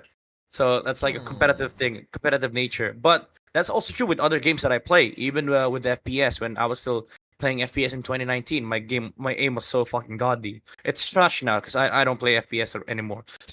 So uh with casting, like I make sure every single day that I get to pick up something that I did wrong in the past week, improve on it. And that's just my way of life. I don't like the idea of me being stuck with the progress that I know I can take further, but you'll just take a break. So there's also the toxic side of it, where if you if you know that if you pick this up, you Mhm. have to be good at it. I'm just so lazy. Like I'll be fucking telling myself that, you don't have time. Yeah, I already Fuck got this so many shit. things to commit to. Like, I can't deal with this right now. Yeah, I can't deal with this, so just give it up. But it's not me giving up. It's me knowing that it's not part of my priority. So I feel Mm. like that's again, it goes with the personality that I have, but also like I think I'm just born that way. I don't like the idea of you know doing something and not doing great at it. Okay, wait. So let's talk about family environment here. Did you have like siblings growing up? Like, did you have like Oh an yeah. older or younger brother? What's the family size? What are we talking about here? I'm in the middle of three children, so I'm the Oh. second. So that also like helps, because Mhm. like as a second, as a middle child, you're so fucking competitive. But also, I feel like the family history has helped in terms of like I used to idolize my father. Like he is one of the smartest people, and also one of the dumbest people that I know. And I feel like I've inherited so much from him, like the life lessons, but also like the idea of, like, again, as I told you earlier, like he taught me the excel at what you do thing. So Mm-hmm. it did shape my my thinking, and also with my siblings, because we're very competitive with each other. I mean, not now, but before, we used to be like just rallying at everything we do. I Mm-hmm. need to be stronger than you. If we do this, Oh or yeah. we play basketball, I need to shoot more more 3-pointer. So we were very, very competitive. So I think that helped shape the me that I am today. I can relate to that. I have two brothers. I'm the youngest. I'm not the second brother, but I have two elder brothers. And being the youngest, you just got to deal with the two older brothers' bullshit all the time. All the time we get ragged on. I mean, it's just part of the hierarchy. You can't do much. It's not like you can catch up in the goddamn age. You can just Mm-hmm. hit the milestones just a little bit later. It fucking sucks. But yeah, no, I can definitely see where the competitiveness, like, how like this family environment can bring that out of you, especially when you have brothers. It's just natural. And people in chat, like, I'm telling you, if you have two older brothers, or if you have like siblings younger, older than you, and they're dudes, generally it should be competitive. That's just the Yeah, that's all I've archetype. heard.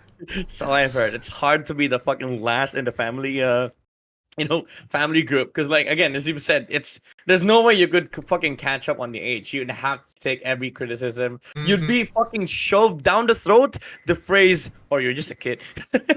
Exactly. And it's all about like time commitment. It's like if you want to be better than your brothers, you just have to put twice the amount of time that they do while you're all still sharing the same device to get better at, or the Yep. same hoop, or the same field. It doesn't matter what game it is. It's just naturally competitive, right? But considering all of these things, you're a nerdy person. Like I would feel that on first glance, I would not have been able to tell if you were an extrovert or an introvert. Most likely, on first glance, I would say like extrovert, of course. Like how we first met, I would have assumed, yeah, straight away. You're most likely an extrovert, or at the very least, at a minimum, an ambivert, with being by like extrovert being more on the scale compared to an introvert. But what would you like categorize yourself? Right now I'm an ambivert. Like I definitely switch depending on the day and Hmm. the side of the bed that I woke up from. But I used to be a super introvert. Like, Oh. if you've met a super introvert, what that feels like is that they're fucking scared of people. I used to be fucking scared of people. Like, Hmm. if you put me in a room where, let's say, there's 20 people that I don't know, and there's one guy that I haven't talked to but I know him, would be fucking best friends. Because I'll take that guy over talking to the 20 that I don't know. So that's how Mm. introverted I am. But even then, like that guy, there's a chance that I might not even talk to him. I'll just fucking shove myself in the corner and talk to myself. And I love talking to myself, by the way. I am my best friend. Fuck Mm. you guys. So the thing is, and I think growing up, it helped that I was exposed in an environment where I have to be an extrovert, especially with casting. Uh-huh. And the reason why I still like categorize myself as an ambivert is because of the fact that I do enjoy being an introvert. And again, it goes with the conversation that I have with myself. I Mm. really love spending time talking to myself. Self reflection is one of the best teachers you'll ever have, Mhm. aside from like a mentor. Mhm. And that's part of my lifestyle. Like, spending my time with myself, watching some movies, or maybe just a downtime of staring at the wall. Maybe spend 10 minutes of just casually asking yourself questions. So I definitely am an ambivert, but I do enjoy, being an introvert. Because I'm the opposite, right? If I had to like honestly categorize myself, I think for most people, I would be an ambivert, or at the very least seem extroverted. I am quite introverted. I am very much like Oh, I very much interesting. enjoy my own personal space, my own time, and to be by myself to kind of recharge from the rest of the world. Because there's Mm, being an introvert, there's a lot of things that are going through your head all the time. Maybe that's Mhm. like an offset of like autism or ADHD. I don't know. It doesn't really matter to me because I've lived long enough to be able to manage it. But at the end of the day, interacting with people, interacting people that I don't know with, and especially getting to know them, is a tedious process because And for actual work. no, it's work because like I feel like extroverts, they don't care, right? They go up to people, they talk to them, they don't care who you are, they're willing to accept. Me, on the other hand, ooh, I'm talking to this person, I see a potential friendship, I get to know them, I've invested time, and then I learn that there's something about them that I don't like. And that's when I'm like, shucks, I've committed so much time. I've committed so much time to this person at the same time. It's so much work, and Mhm. it's just not worth the effort. If the person is a right fit, they'll naturally come. So maybe call it lazy, but that's my very much my introverted side coming out a majority of the time. Yeah, I mean, I sort of am in the same way because like I do enjoy hanging out with people. That's the extrovert part of me, but I really need the time for myself, And Mhm. I feel like some days like I would go out. I just wish that please God don't let me meet new people. I don't have the energy. I don't have the energy to deal with the bullshit that I have to go through. Yes, yes. It's so like it's so consuming. Like there's been a day with in MPL where I told Redmar, I don't have the fucking social battery, and he was like, "Huh? You don't want to meet new people? Yeah, I feel like I just want to stay here. I don't even want to cast." Of all people, you're talking to Renmar, who is by far the most extrovert, the most golden retriever energy guy that I Yeah, know to date. Is Renmar. This guy can get along with anybody. yeah, He is a dude. social butterfly. He's my bubbly panda, honestly. Hmm.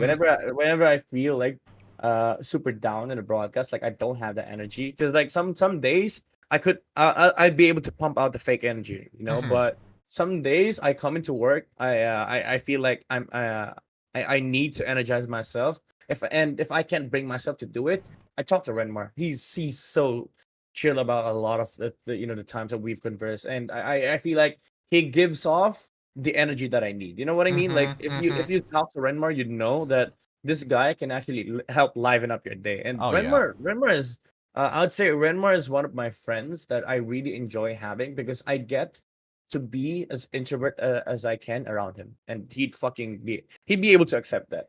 Yeah, that's the crazy thing about Renmark. Not only is he like hyper extroverted, social butterfly, but he gets it. He understands, right? Yeah. I think maybe it's due to age, maybe it's his upbringing or things like that. I'll have him on the podcast another time and to have that one on one with him to kind of let you the viewers, listeners right now in on how Renmar came to be. But at the very least, if with all of this like social battery management, with days that you come into work and you're like, man, I just want to kill myself, like this sucks. I'm just not feeling it. Tomorrow might be better, but today that's how I'm rolling. I did not wake on the right side of the bed. Has this ever affected your personal life, like with all the responsibilities, with how you are being so competitive and being the best at everything?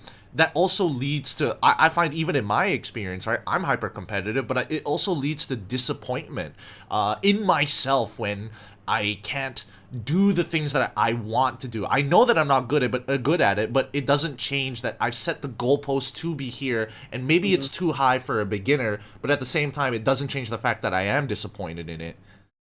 I'm actually curious because like recently, this goes in the with the last week thing that I told you about earlier. Hmm. Like for me personally, I have a problem with like work life balance because like I would say my life, the composition of my life, 90% of it is work, 10% of it is personal. And some would say that I'm a workaholic. Yes, I am. I am proud that I'm workaholic, but I am not proud that I get to flex the 90%. I want to be a workaholic, but just not just 90, just not 90, So recently I've been trying to like balance it out.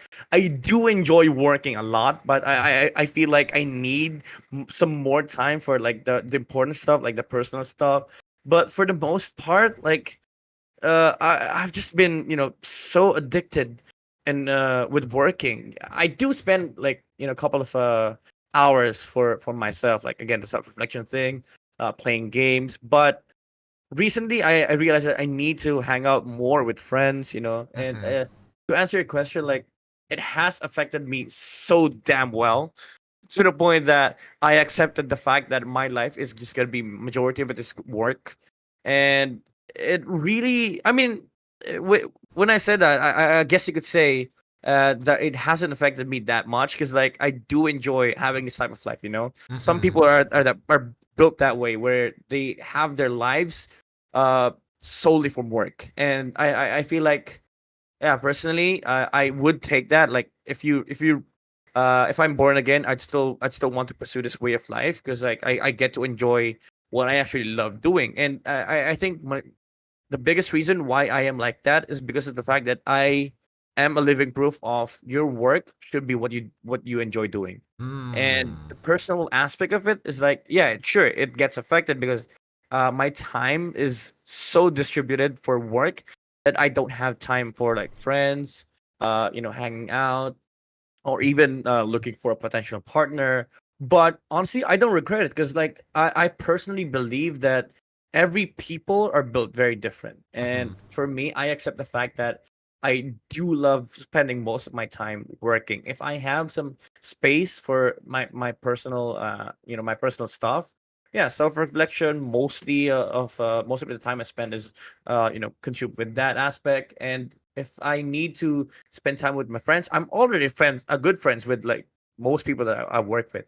Some people would say that it's not healthy. For me, it is because like the people that I have right now, they have value for my life. Like the circle that I'm in right now, I learn from them, I bond with them, and we share experience with each other. So yeah, going back, I don't feel like it doesn't really affect my personal life in a negative way. For sure, it affects me in a big way, but just not in a negative way. Okay. All right. All right. But if we're talking about like only 10%, then like what? I mean, what are your plans? I mean, I asked this to everybody, but I'm gonna adjust the question a little bit to have a little bit a different aspect. And in this case, before I get to the penultimate question, where do you see yourself? Do you see yourself with a partner potentially down the line? Oh yeah, for sure, for sure. I want kids, bro. Oh, you want kids? Okay, okay, okay, I okay. want All right, kids. all right. Yeah, I get you. I get you. But yeah. with so much responsibility, like are you going to find the time to make that happen, or are you hoping that it's one of those like if I put 90% into work, maybe if I'm lucky, somebody also who puts 90% of their time into work and happens to be alongside me during my work, that'd be nice, hmm maybe somebody who gets the esports industry, maybe somebody who's in the casting scene, for an example, or could join the casting scene later down the line. Is that something that you're looking for? I mean, definitely. If I get to choose, definitely not from esports. But we don't know. But Oh, it's just my preference. I okay. don't like having having to share the work. Having to share my workspace with my partner. But again, we don't know. Maybe down the line, I I fucking regret saying that. But the thing is, like, I don't want to get ahead of myself. Like at the moment, I think that down the line, I'll want a partner, I'll want a kid. But with regards to like the distribution of time for work and personal life, I feel like that's for the midnight down the line to deal with. I really don't like to get ahead of myself. Because honestly, if I worry about that shit now, I might Uh-huh. just end up losing some of the things that are important to me. That's And true. we got to be honest with ourselves. Like, yeah, you would invest in your future, right? But you don't invest in your future problems. Because, like, I've Mm. seen a couple of, I've seen this a couple of times where people get ahead of themselves, try to solve a problem that hasn't existed yet, and just end up losing things. Because, like, for me, let's Mm. say I'm still workaholic, I need to, like, dial down a bit, maybe invest in personal time. But what if this opportunity came knocking and I wasn't ready? So I believe in the saying, deal with it when it's there. You don't. I mean, it helps if you can prepare for it, like thinking about stuff. But just don't get ahead of yourself, because like you're just gonna you're just gonna set up yourself for failure, because you look like an idiot trying to deal with a problem that hasn't existed yet. True, true, true. I don't know. Maybe my takeaway from it all is that if are you a big believer in like if not fate, if not religion, sorry, let me rephrase that. If not religion, do you believe in fate? Sort of, yeah, sort of. Yeah, sorry. Okay, okay, okay. That was at least I got one of my expected answers from you. But I do think that like things aren't there. There are a lot of things that are not in our control, and I feel like if I'm trying to micromanage everything to get the best outcome, like min-maxing life as an MMORPG, right? It takes away a lot of fun. And that's why nowadays I don't play MMORPGs unless I'm going in to not care about it and to kind of explore it and just enjoy the experience in general. Maybe it could be like, me growing as a human being and maturing. It could also be attributed to me getting along with Amy as well, being my girlfriend, and I'm softened up over our years together. I do think that like if anything, if you don't believe in fate, if you believe that there's a God out there planning everything your entire life and you have no control over it, then there is a place in time where that person would appear. Mm-hmm. I think for me it's slightly different. Mm-hmm. Like in our life, I think that you make your own fate, right? Uh-huh. But we also have to understand that not everything is in our control. Like the time, or the time that you get this, or who you end up with, those things are not under our control really. But what you can control is how you act to get those things that we deserve to get.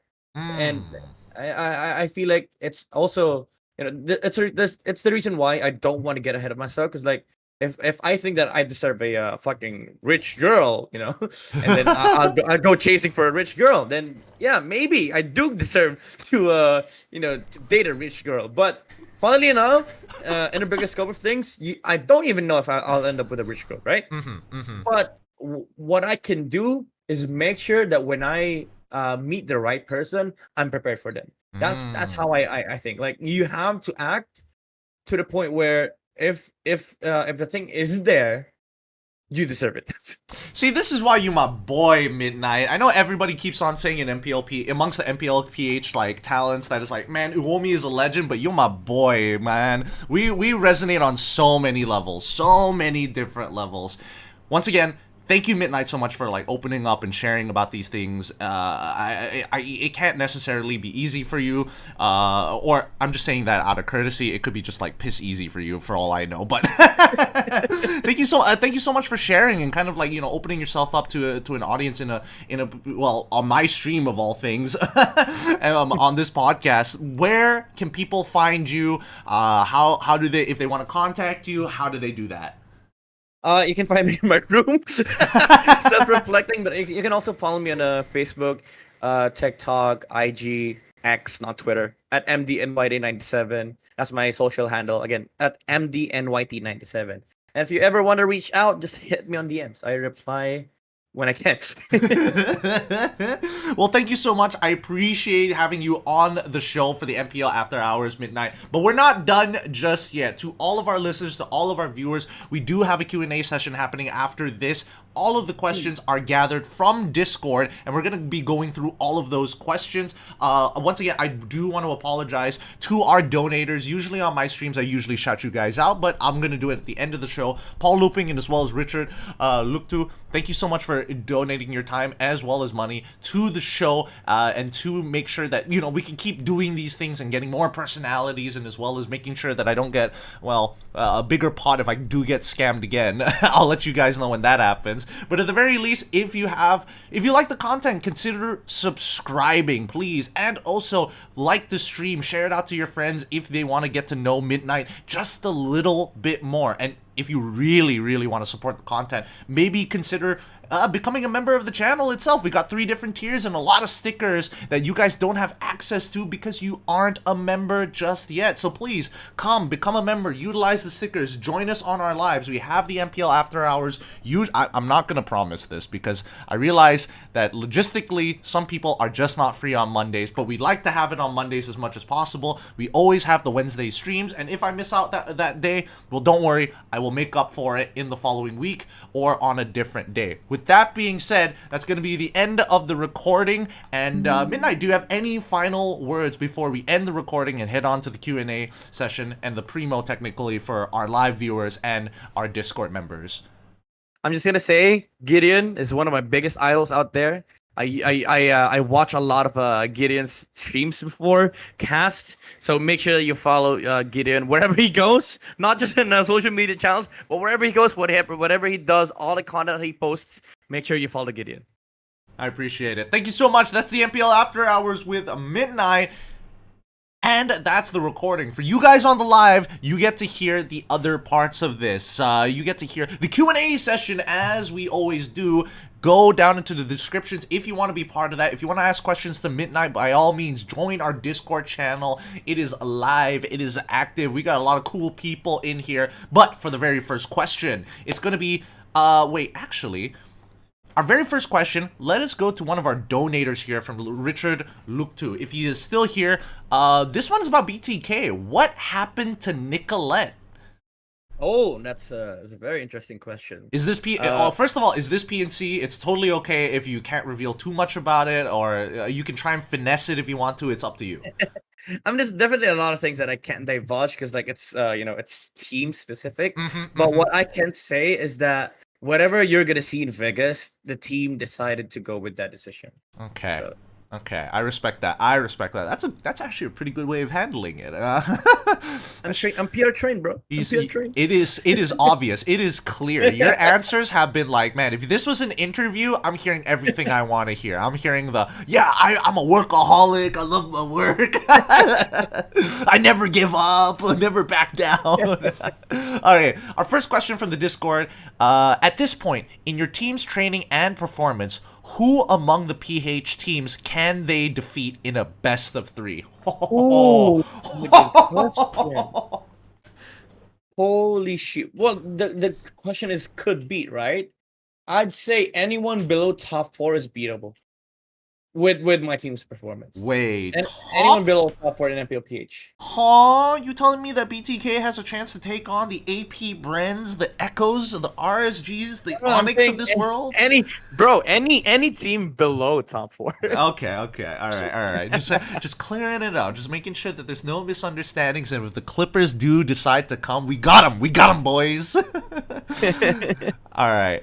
The second question here, why are you so based outside of casting, aka live comments?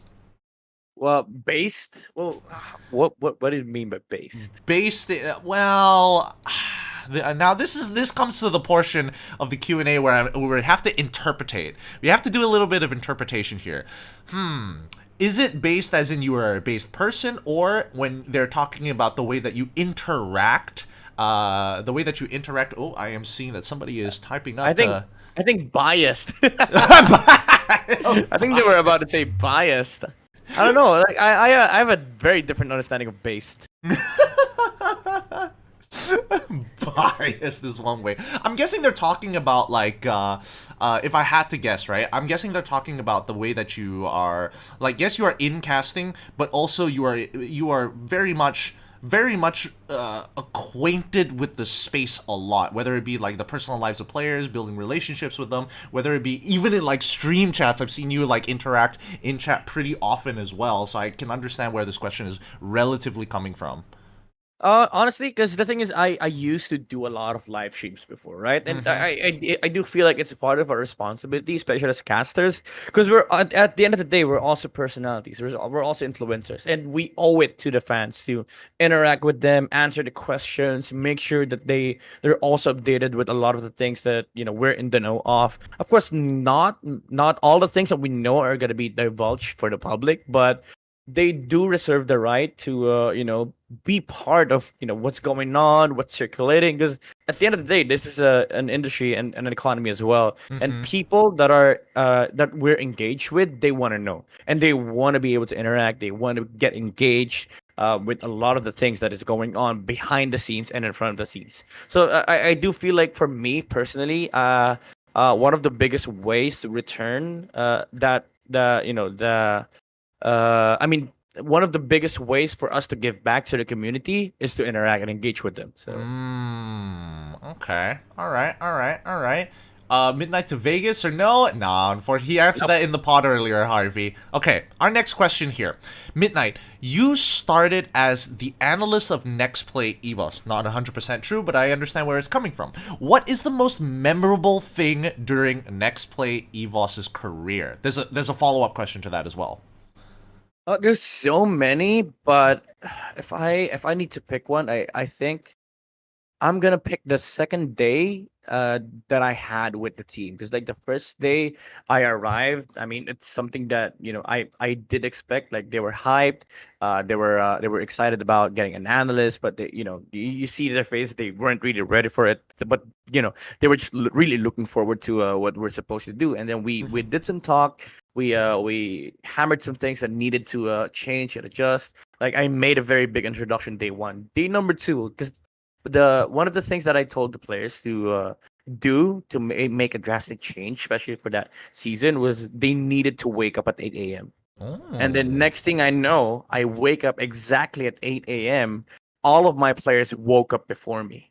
So that's like, for me, it marked a significant milestone for when I was with Next Play Evos, because I see these players, they're willing to make a change, and I knew at that point that, all right, maybe me coming in is not a bad thing, because like, these guys, they really want a change, they really want to want to win the season. And I kid you not, this happened. I even made a TikTok video about it. Like, for that week, every single player, because I made it sure that I wake up at 8 a.m. Literally 8 a.m. I'm downstairs. Some of them are streaming. Some of them are eating. Like, these guys woke up before me. So I feel like that's one of the biggest memories that I would be taking from Next Play Evos. Okay. All right. All right. Man definitely had that moment, that Ocean's 11 moment, where the music starts playing and it's like, all right, it's time for the heist. How do we prepare for it? And then it's just everybody's doing their job well. All the rules are being implemented. I could see it all happening cinematically. All right. The follow-up question here. I don't know if you have already technically answered it on the pod, but I'll pose it to you anyways. Why did you decide to leave Next Play EVOS and transitioning yourself into a certified MPL PH caster? Oh, that's an easy question. I just didn't have a contract for the next season. So when I did season 8, we just talked about me being an analyst for that specific season. The contract did not entail any other details. But after S8, they did try. They reached out and wanted to have a conversation about potentially having me for the next year, like 2 Oh. seasons.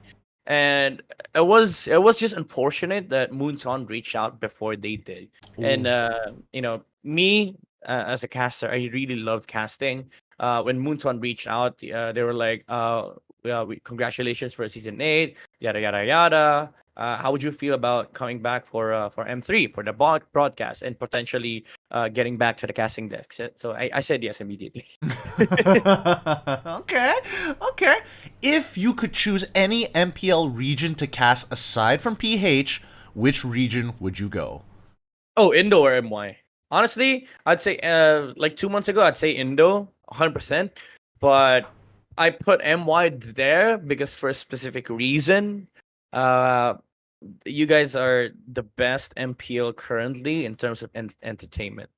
So, Oh, well, hey, yeah. hey, I want to be hey. part of that broadcast, bro. Like, Let's go. I Let's see go. team owners trash talking each other. I see those interviews. I see the way you handle broadcasts, you handle banners. It's like I think I get to be more midnight in MY, honestly. Honestly, that probably would be the case. I can see your personality. Well, you're gonna have a lot less shackles on the regular season for sure of the MPL MY. That's good to hear. At least we have one over Indo. Fuck you, Indo. And Trex as well. Fuck you guys. And we got the broadcast down. All right. For the next question, why do you coach for BTK Midnight? That's an interesting question. There's an actual answer behind it, and there's a personal reason why I do this. The actual answer is because well, little backstory. We were gonna do a super team with Avalon, right? But then Avalon backed out, and then TOB essentially GG now. They reformed the roster, got Chicken, and picked up Zia once again from TOB. So me and Basic were essentially cast aside. We were ready to go our separate ways, but Basic one day just asked me, Coach, Zane has no teammate. And I was like, I thought he was going to Indo. And he was like, yeah, he's going to Indo. And I was like, why don't you ask him to reform BTK? So the rest was history. A lot simpler than what I thought it was going to be, but okay. Time for some heavy-hitting questions. Questions that are gonna really think about your answers. Who is your favorite KOF fighter, aside from Mai? It's gotta be Iori, right? You see that Cho skin? No. And you see the way he moves, bro? No, but seriously, I used to play King of Fighters, not the actual King of Fighters game, but I played it. If you guys know Y8, it's a Flash website. Yep. You get to play like a bunch of stuff there, and I played King of Fighter there. I only played K and Iori, so those are the two like mains that I have. Dang. And it's just the way that they move, that as a kid, like pumps you up. Especially an edgy kid, mind you, like Iori and K. K especially. Yeah, Iori and K is fucking based, bro. They're diff. They're built diff. I'm not gonna lie, they are kind of cool, but I am disappointed with the answer. The main answer should have been Terry Bogard. Always. He's my. Well, to be fair, he's my favorite skin now, though. He's a great skin and a great character in KOF. Great character. Yeah. That's why he's one of the poster boys. Other than, well, of course, K and I. I mean, that's how you're not as edgy as I am, because I prefer the edgy characters. Nah, man, this is a superhero complex sort of thing, man. This dude is out of no trucker hat. He's like, fuck that. It's the right thing to do. He's got the accent as well. All right. Assuming that you also like guys like Sheffin, who's the most handsome caster / talent besides you, Midnight? Oh, that's got to be Wolf, right? It's either Wolf or Naisu. Oh, the fact that you didn't even hesitate is unnerving. Yeah, there's no other answer, bro. Come on. Really? You've seen both. I mean, you've seen how handsome Naisu is. I have seen you've seen how elegant, classy, and successful and rich Wolf is. But don't you want somebody who can protect you? Somebody who can talk back, like maybe Leo or Yomi, or maybe a nice guy like Ingan? Bro, if I was with Naisu, nobody's gonna try and talk back to me. You know what? You're right. He's the all-rounder. He's the cream of the crop. He's genetically superior. Yep. He's the perfect guy. He is the perfect man. All right. This one actually comes with a clip. Can you recall the story behind the 5 flame shots you did during MPL PH Season 8 versus Omega? Who made that idea of putting 5 flame shots and 0 retry? So the thing is, like, that was a game where we got penalized for doing that shit. Yeah, you did. The story is like when Oheb made a very bold statement of making this gesture of fuck you in the cameras. Blacklist was penalized for a match, right, where Oheb was not able to play. I think it's 2 matches even. So Oheb was not able to play. So at that moment, when I woke up, like, we had a discussion about it. So the discussion went like, do we care if we win this or not? And I told the guys to just play whatever you want. Because, like, honestly, if we win, that's nice. If we don't win, I don't care. And the thing is, like, at that moment, there is a variation of us facing Blacklist without Oheb. So from our perspective, it really didn't matter if we win or not, right? So I told the guys to play whatever they want. They can experiment if they want. And then when the match happened, they had a brilliant idea of picking up a marksman Estes and 5-man flame shot just to enjoy the game. And I was like, I mean, if that's your version of being whatever you want and enjoying the game, sure, go with it. But then we got flagged after. We got penalized for that. So we fielded in Sanford, and that was his only victory in MPL S8, and it ended up being cool because after that we played Sanford for MPLI, didn't perform that much, but everybody got to see how Sanford would perform because like at that in that season. I knew that there were doubts between Sanford and Hessa. Hessa did get to prove himself, and unfortunately for Sanford, he was not able to play like a single game before that. And that was the last match that we had too. So he played the last game for NXPE, and the doubts were basically it went off. So Man, it's a good thing. you have too many hands and too many potential youngins' futures. I hate it. I hate it. You've dabbled in too many things, Midnight. When is it gonna be taboo? My life, man. Come on, I'm a workaholic. That's true. That's true. You give it 90% all the time. All right. Next question. Midnight. Would you give your digital footprint to people? What's a digital footprint? A digital footprint.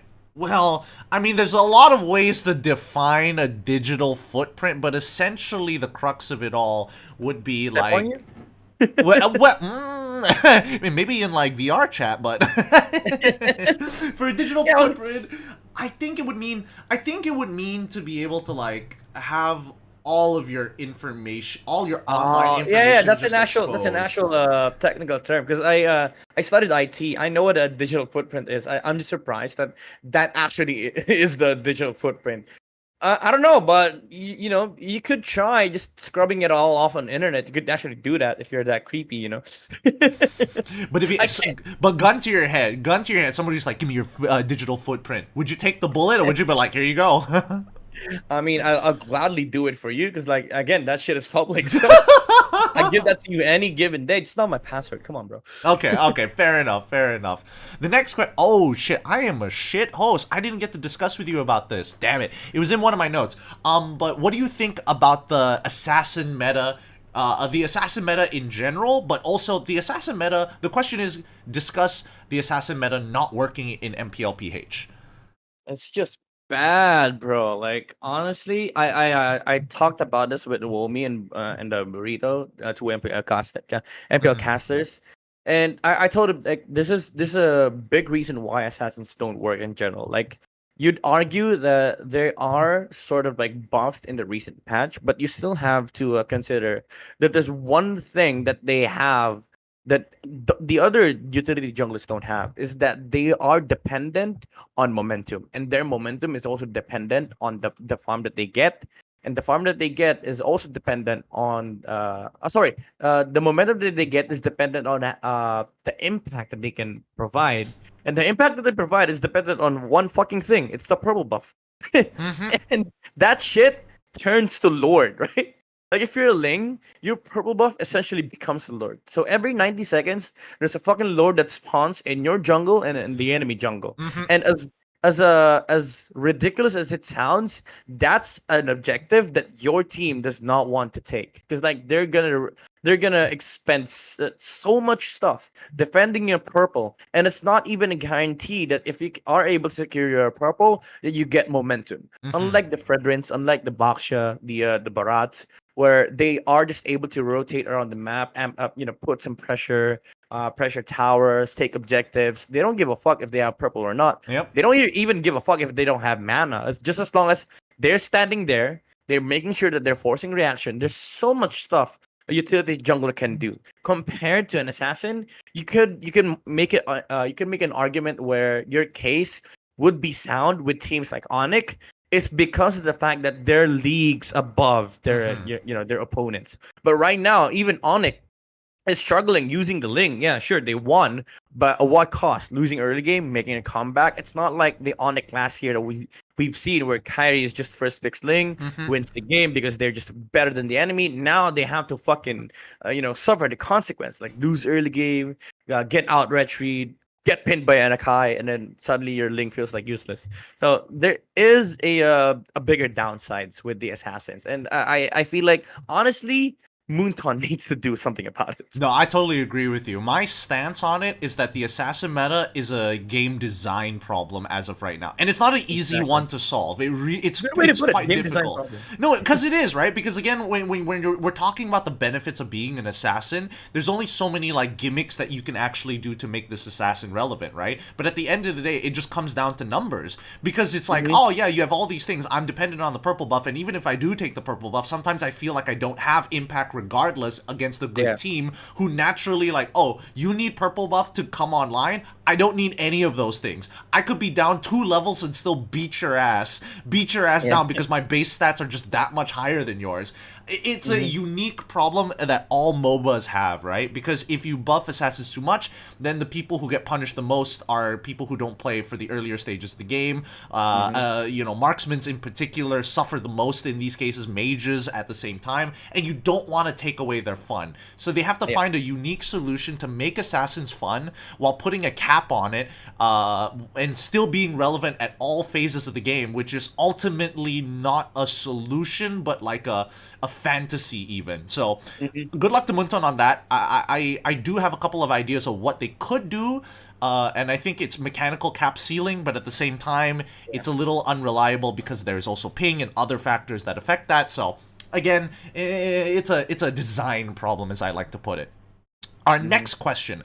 Question for Night Mid. Yes, I want the ruthless Night Mid, not the scary cat midnight. If TNC hires you and tells you to make a full rebuild, what changes will you make and who will be your main 5? You know what's funny? They actually asked that question one day. Wait, what? This actually Yeah, happened? they already like asked me what my opinion would be, like if they like heading to season 14, like they asked for like certain ideas that I have. So I can't really I can't really say much, but if I was to make any adjustment with TNC, honestly I'd start with their training resume. And I feel like, because the thing is, like with TNC, if you compare them to like the successful teams out there, Mm-hmm. they don't really have the same level of experience and knowledge. And when I say that, Oh. like if you look at the top 7, right? Uh AP Brent, you all know who's behind that. You all know who's in the helms. It's Ducky. RSG has a Panda. Ekko has Tic Tac. Used to have Trevor, who's now with AP Bren. Bon Chan, very long time player. We also had Yeb when he was with Onyx still, but now why not Etomax? Old experience, old vanguards. I'm not saying old, but Mm-hmm, mm-hmm. whatever. In this, considerably old in this type of industry. Yeah. With Minana, even though Doggy gets so much criticism, he still provides necessary insight to to the game. I actually respect Doggy for for doing that, even though people just think that he doesn't bring out the same level as compared to others, but still he's providing the necessary insights, right? So you look at those teams. What did I miss? She Ren. Fuck, I missed one. Holy shit. Smart Omega. Mm. I mean, the Smart Omega before. Again, had Why Not. Had actually had a lot of different coaches. Uh, and those coaches were coming from different backgrounds too. So with TNC, you look at that team. Who's the man behind the operations? Like in the season, it's Ben Things, but Ben Things, he's a very good player, but he's not really experienced as a coach yet. So I don't think that this season 13 actually justifies the sacrifice that TNC had to make. It's a long Mm-hmm. term thing where you really have to wait it out for you to see. So I feel like with TNC, it's either they rebuild to play for season 14 or wait for the fruits of their labor. So Mm. the thing with Bentings as a coach is that he needs to learn more. He did learn as a player, but with coaching, he has a lot of things to learn. But with the next season, if you're asking me what the adjustment should be, I told them to import 2 players that I'm really keen on seeing back in MPL PH, and I think that's possible because these 2 players are now free agents. So I feel like we might see them in season 14. And don't think of this as me being biased to TNC. I do this with a lot of franchises. Usually they ask, I'm not saying that they ask what to do. I'm just saying that these people ask for opinions, like professional consultation to a lot of people. And I just so happen to be one of the people that they talk to. But these guys ask, and I tell them which players are really good right now. I tell them which players are nice to get. So I did that with TNT, but I also do that with other franchises. So again, I told them to import 2 players. Not gonna say who they are because again, kind of like a trade secrecy thing. Okay. I mean, I already know them. It's clearly Donut and as well as Chuma, right? Because Chuma clearly plays like a Filipino. He basically has already earned his green card. He's in China, I think. Hey man, who knows, man? Season 14 might be his time in MPL PH. Never know. First import in Philippines. Dude, that'd be so epic. The first import at MPL PH would be so epic to see who gets that title one day. Upcoming question. What is the most lasting hero in MPL in your opinion? Like they picked no matter what, or how long it's been since their debut? I think I can even answer this question as well. Yeah, I think that's easy. Honestly. There are 2 notorious, well, actually technically 3 if you want to be a little bit more technical about it. But yeah, 3 heroes that are notorious for this. I'd say I wouldn't consider Fredrin actually because he's still relatively recent. I'd say I have 2 answers for this. The 2 are quite obvious. It's the Claude and Carry.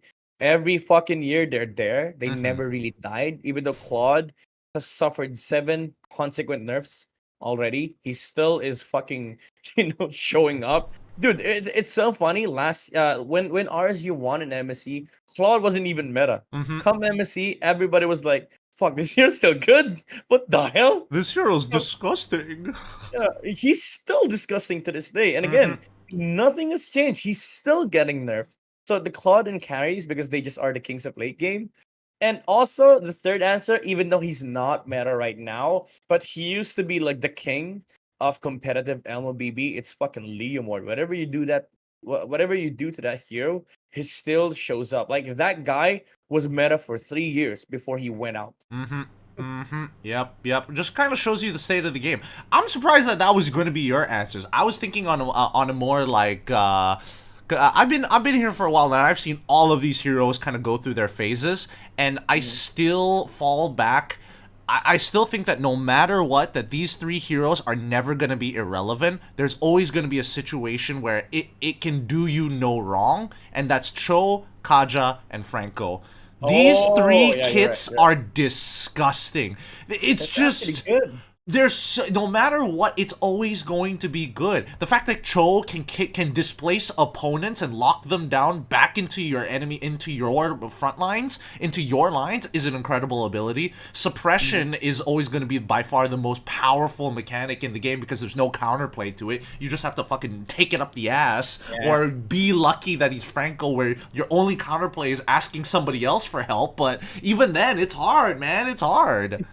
Their kits are too good. Like they've been here like ever since I can recall. Like ever since the beginning, I'm telling you. They never died. Honestly, I think you can actually make the case that those 5, like Cho, Kaja, Franco, Claude, Carry, they never really did die. Maybe Carry for a little bit, but that's because Golden Staff wasn't introduced just yet. But that was a long time ago. All right. And who is... Well, the next question is ask about the current BTK drama, why Apple got subbed, and who is Kevy? I mean, we've already answered the Apple part, so who exactly is this Kevy woman, person? I think if you've been watching clips in YouTube, you'd know that Kevy is a personal sponsor for Basic. But don't get me wrong, Kevy is actually a high-rated player, so... Okay. Yeah, that's the gist of the Kevy situation. All right. Let's blow through some of these. Who is more parating libog, you or Mirko? Oh, Mirko. I wouldn't expect any other answer. Yep. He is the parating libog. He Fame. came to Philippines, bro. Horny. No, just kidding. Hey, man, it's the famous Mirko quote. When I'm in a horny competition and my opponent is Midnight. Oh my god, the MPLs. Oh my god. All right, next question. Is this specific if this specific role does well, it will execute well. What role do you think it is in your opinion? Uh, that that actually changes depending on the patch, but if we're talking about the current MLBB, I'd say Rome. Oh yeah. Yeah, Rome makes the biggest difference right now, and I think it's also the reason why AP Bren is so strong. Like I made this a I've said it so many times in broadcast too. Like I think that AP Bren is so damn strong because of Ogren, not because of the Mm, fact that he's a very highlight based player. But even when they were still starting out, like in season 10 of MPL, I've seen Ogren as a player that would be able to outshine like the Yowies, the key boys. Because like I see this player as a very fundamental base player. mhm. I've seen his Grok, I've seen his Masha, I've seen his Minnow, and it's disgusting how good it is. Like the coverage that he gets, the info that he shares, and the thing is, AP Brent is able to capitalize on the things that they're getting from Mogren. And I feel like if you have a player like that and a good team that can utilize that player, you have a good team. So I feel like in this current patch, Rome does make the biggest difference. Agreed. 100% agree with that. I can't say that Rome has always been that way because, man, the Wild West days of MLBB, it didn't matter. Rome Yeah, or not doesn't yeah. matter. You just gotta outplay Jungle your Gold, opponents. that shit is the pinnacle of MLBB. Your supports, they don't matter. They fucking press real world, slow some people, let your cores do the do the talking. Yeah, That's how yeah. MLBB used to be. Okay. Oh my god. Oh my god. What is Midnight's thoughts on Ekko only having one coach? I'm gonna say this once. I didn't like that they lost out on Trevor. I'm not saying that I didn't like they removed Trevor because they never did. I Mhm. just don't like the fact that Heck Echo headed into the season without a technical coach. So Okay. Okay. I mean, it Well. might be. Would you say this is coming from me, right? Not the viewer, but would you say that Echo has reached a level where they don't need a technical coach?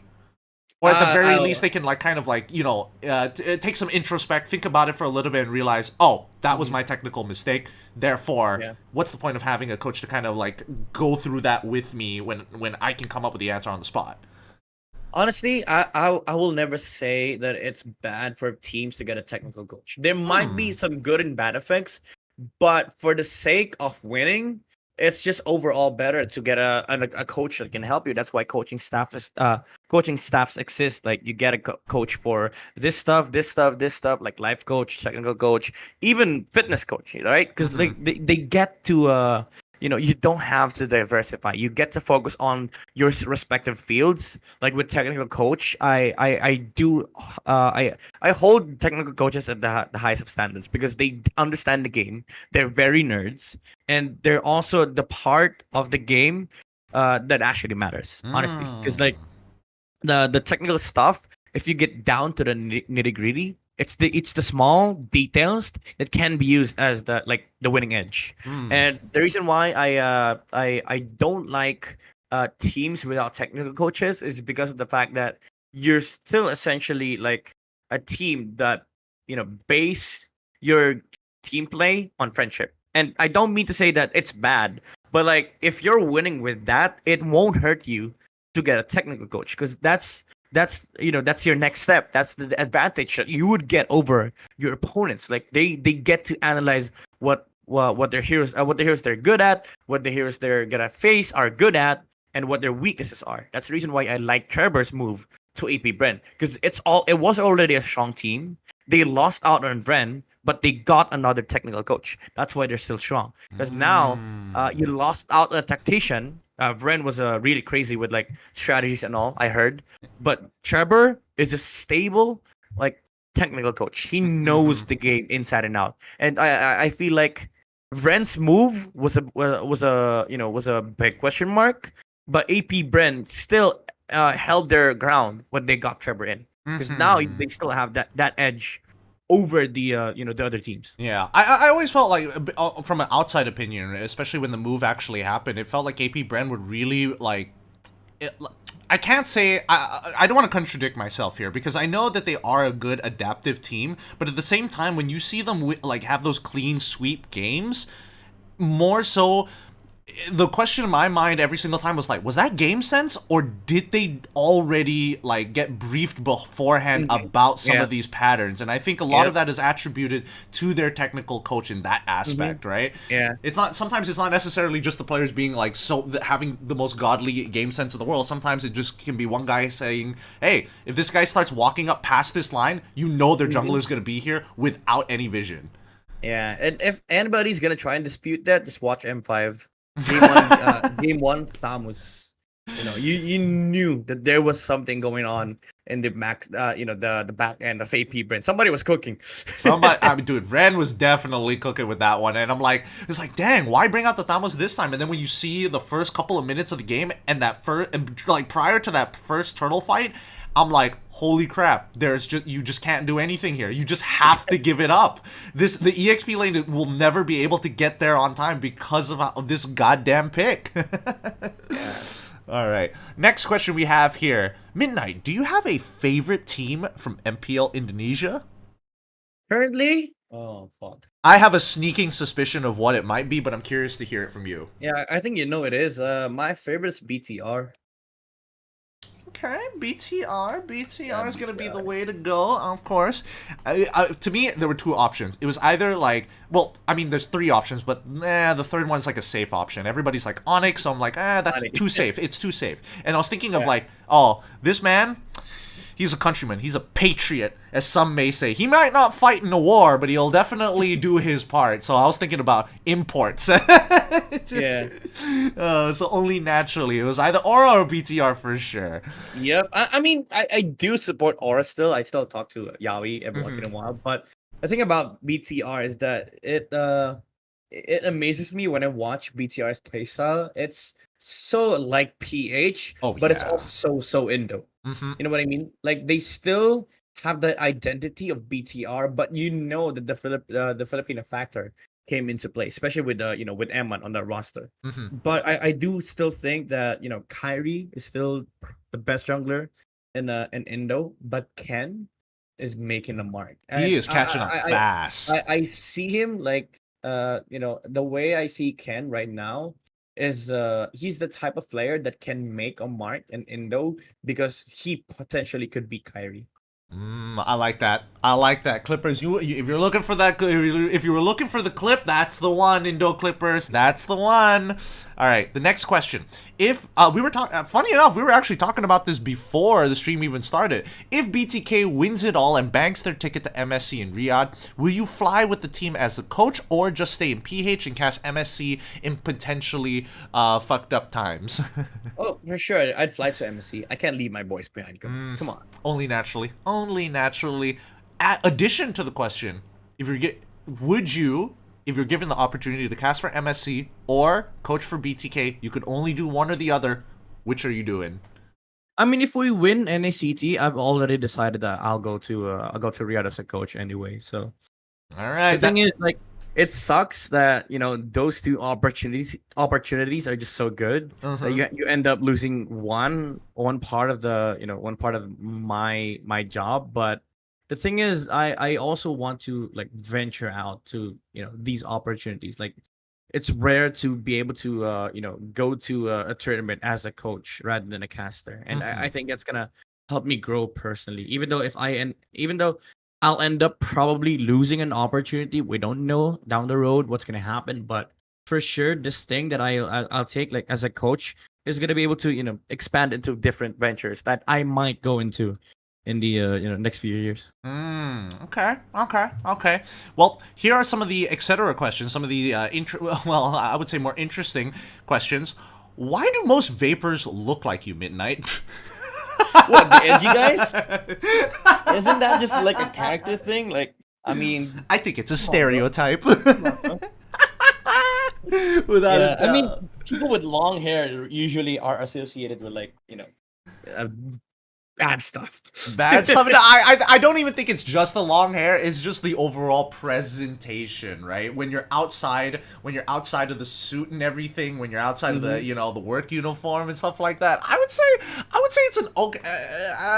I would understand if somebody would make that statement. Yeah, you look different, you feel different.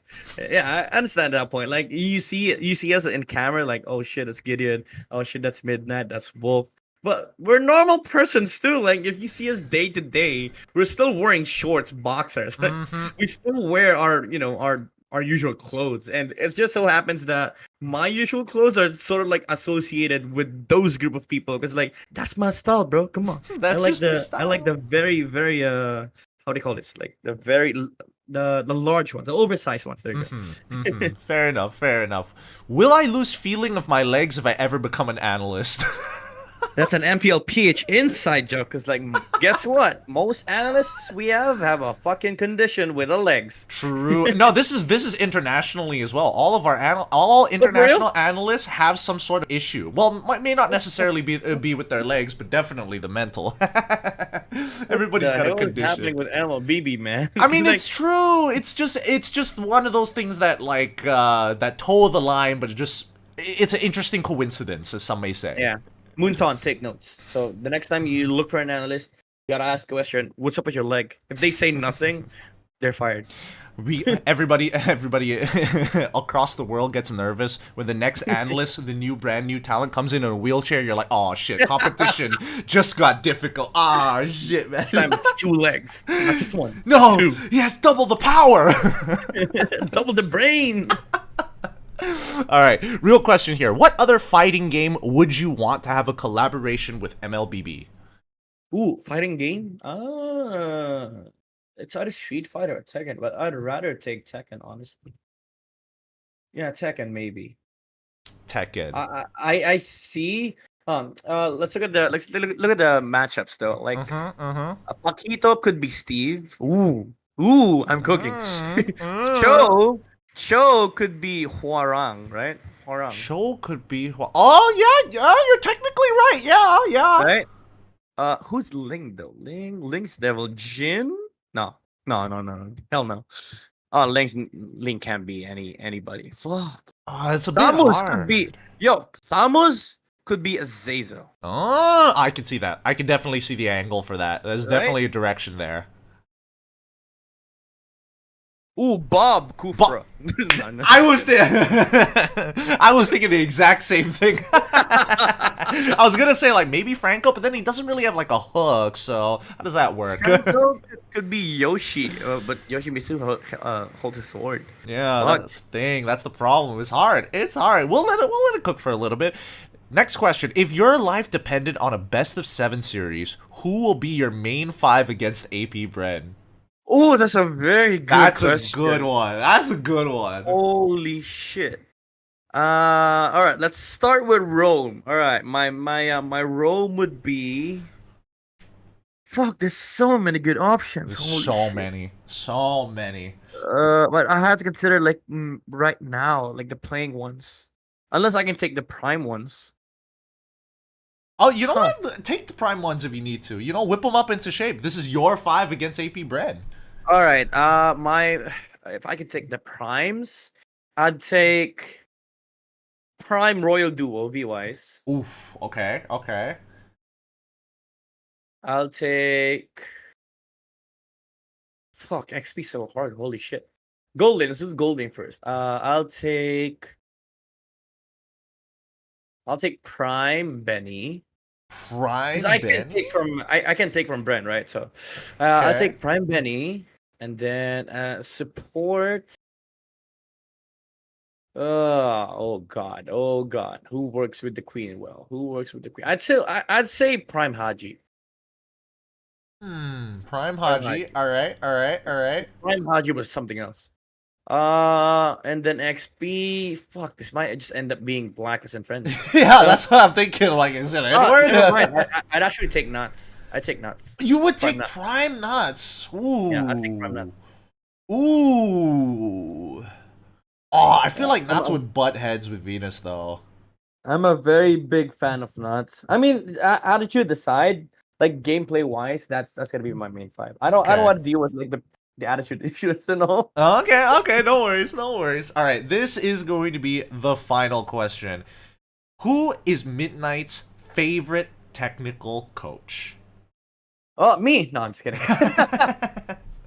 Favorite technical coach. There's not a lot that is in the the option here.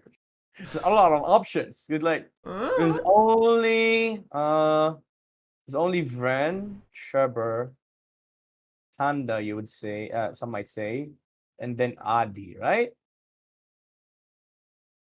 I Uh, mean, there's not a lot of to be fair, Yeb also used to be technical. Ducky also used to be technical. But then yeah, again, it was during a time where it's not a lot of people, so you kind of had to do everything. yeah. They have to diversify. Fuck. Technical coach. If we're getting a very like down to the detail here, I'd say my favorite would be Trevor because like he's a very smart guy, and Okay. Wolf has said a lot of praises about that guy. So All right. and Wolf my idol, so I'll have to go with Trevor. Okay, okay, Trevor, it is. Now, this is going to be the end of the show, and I always ask, I forgot to ask it during the recording, so I might as well ask you now. What is your penultimate goal in casting? What is the penultimate goal for you? When is the line where you're going to be satisfied once this has been accomplished? Mm, I can I say two? Yeah, I think I have two. of course. Uh, it's gonna sound fucking. It's gonna sound so fucking self-centered, but if I get to train the next, not the next midnight, but I would say like my protege. That's one. Like Ooh. if I'm able to train an analyst that I can actually be proud of, then that's like a hallmark of my career. Uh-huh. And two, uh, if I become rich, not just kidding. I'm not gonna get rich doing this. I'd say when is it gonna be the old the? It's basically when it's gonna be the end, right? Right? Mhm. Fuck. I haven't thought about that yet.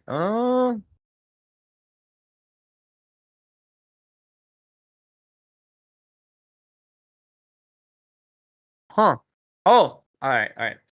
It's cheesy, but if I find something that brings me joy more than casting. Ooh, all right. We all know it. As soon as he's married, it's done. It's over. It's over for the scene. You know, he's got bigger commitments to deal with, chat. That's all I can say.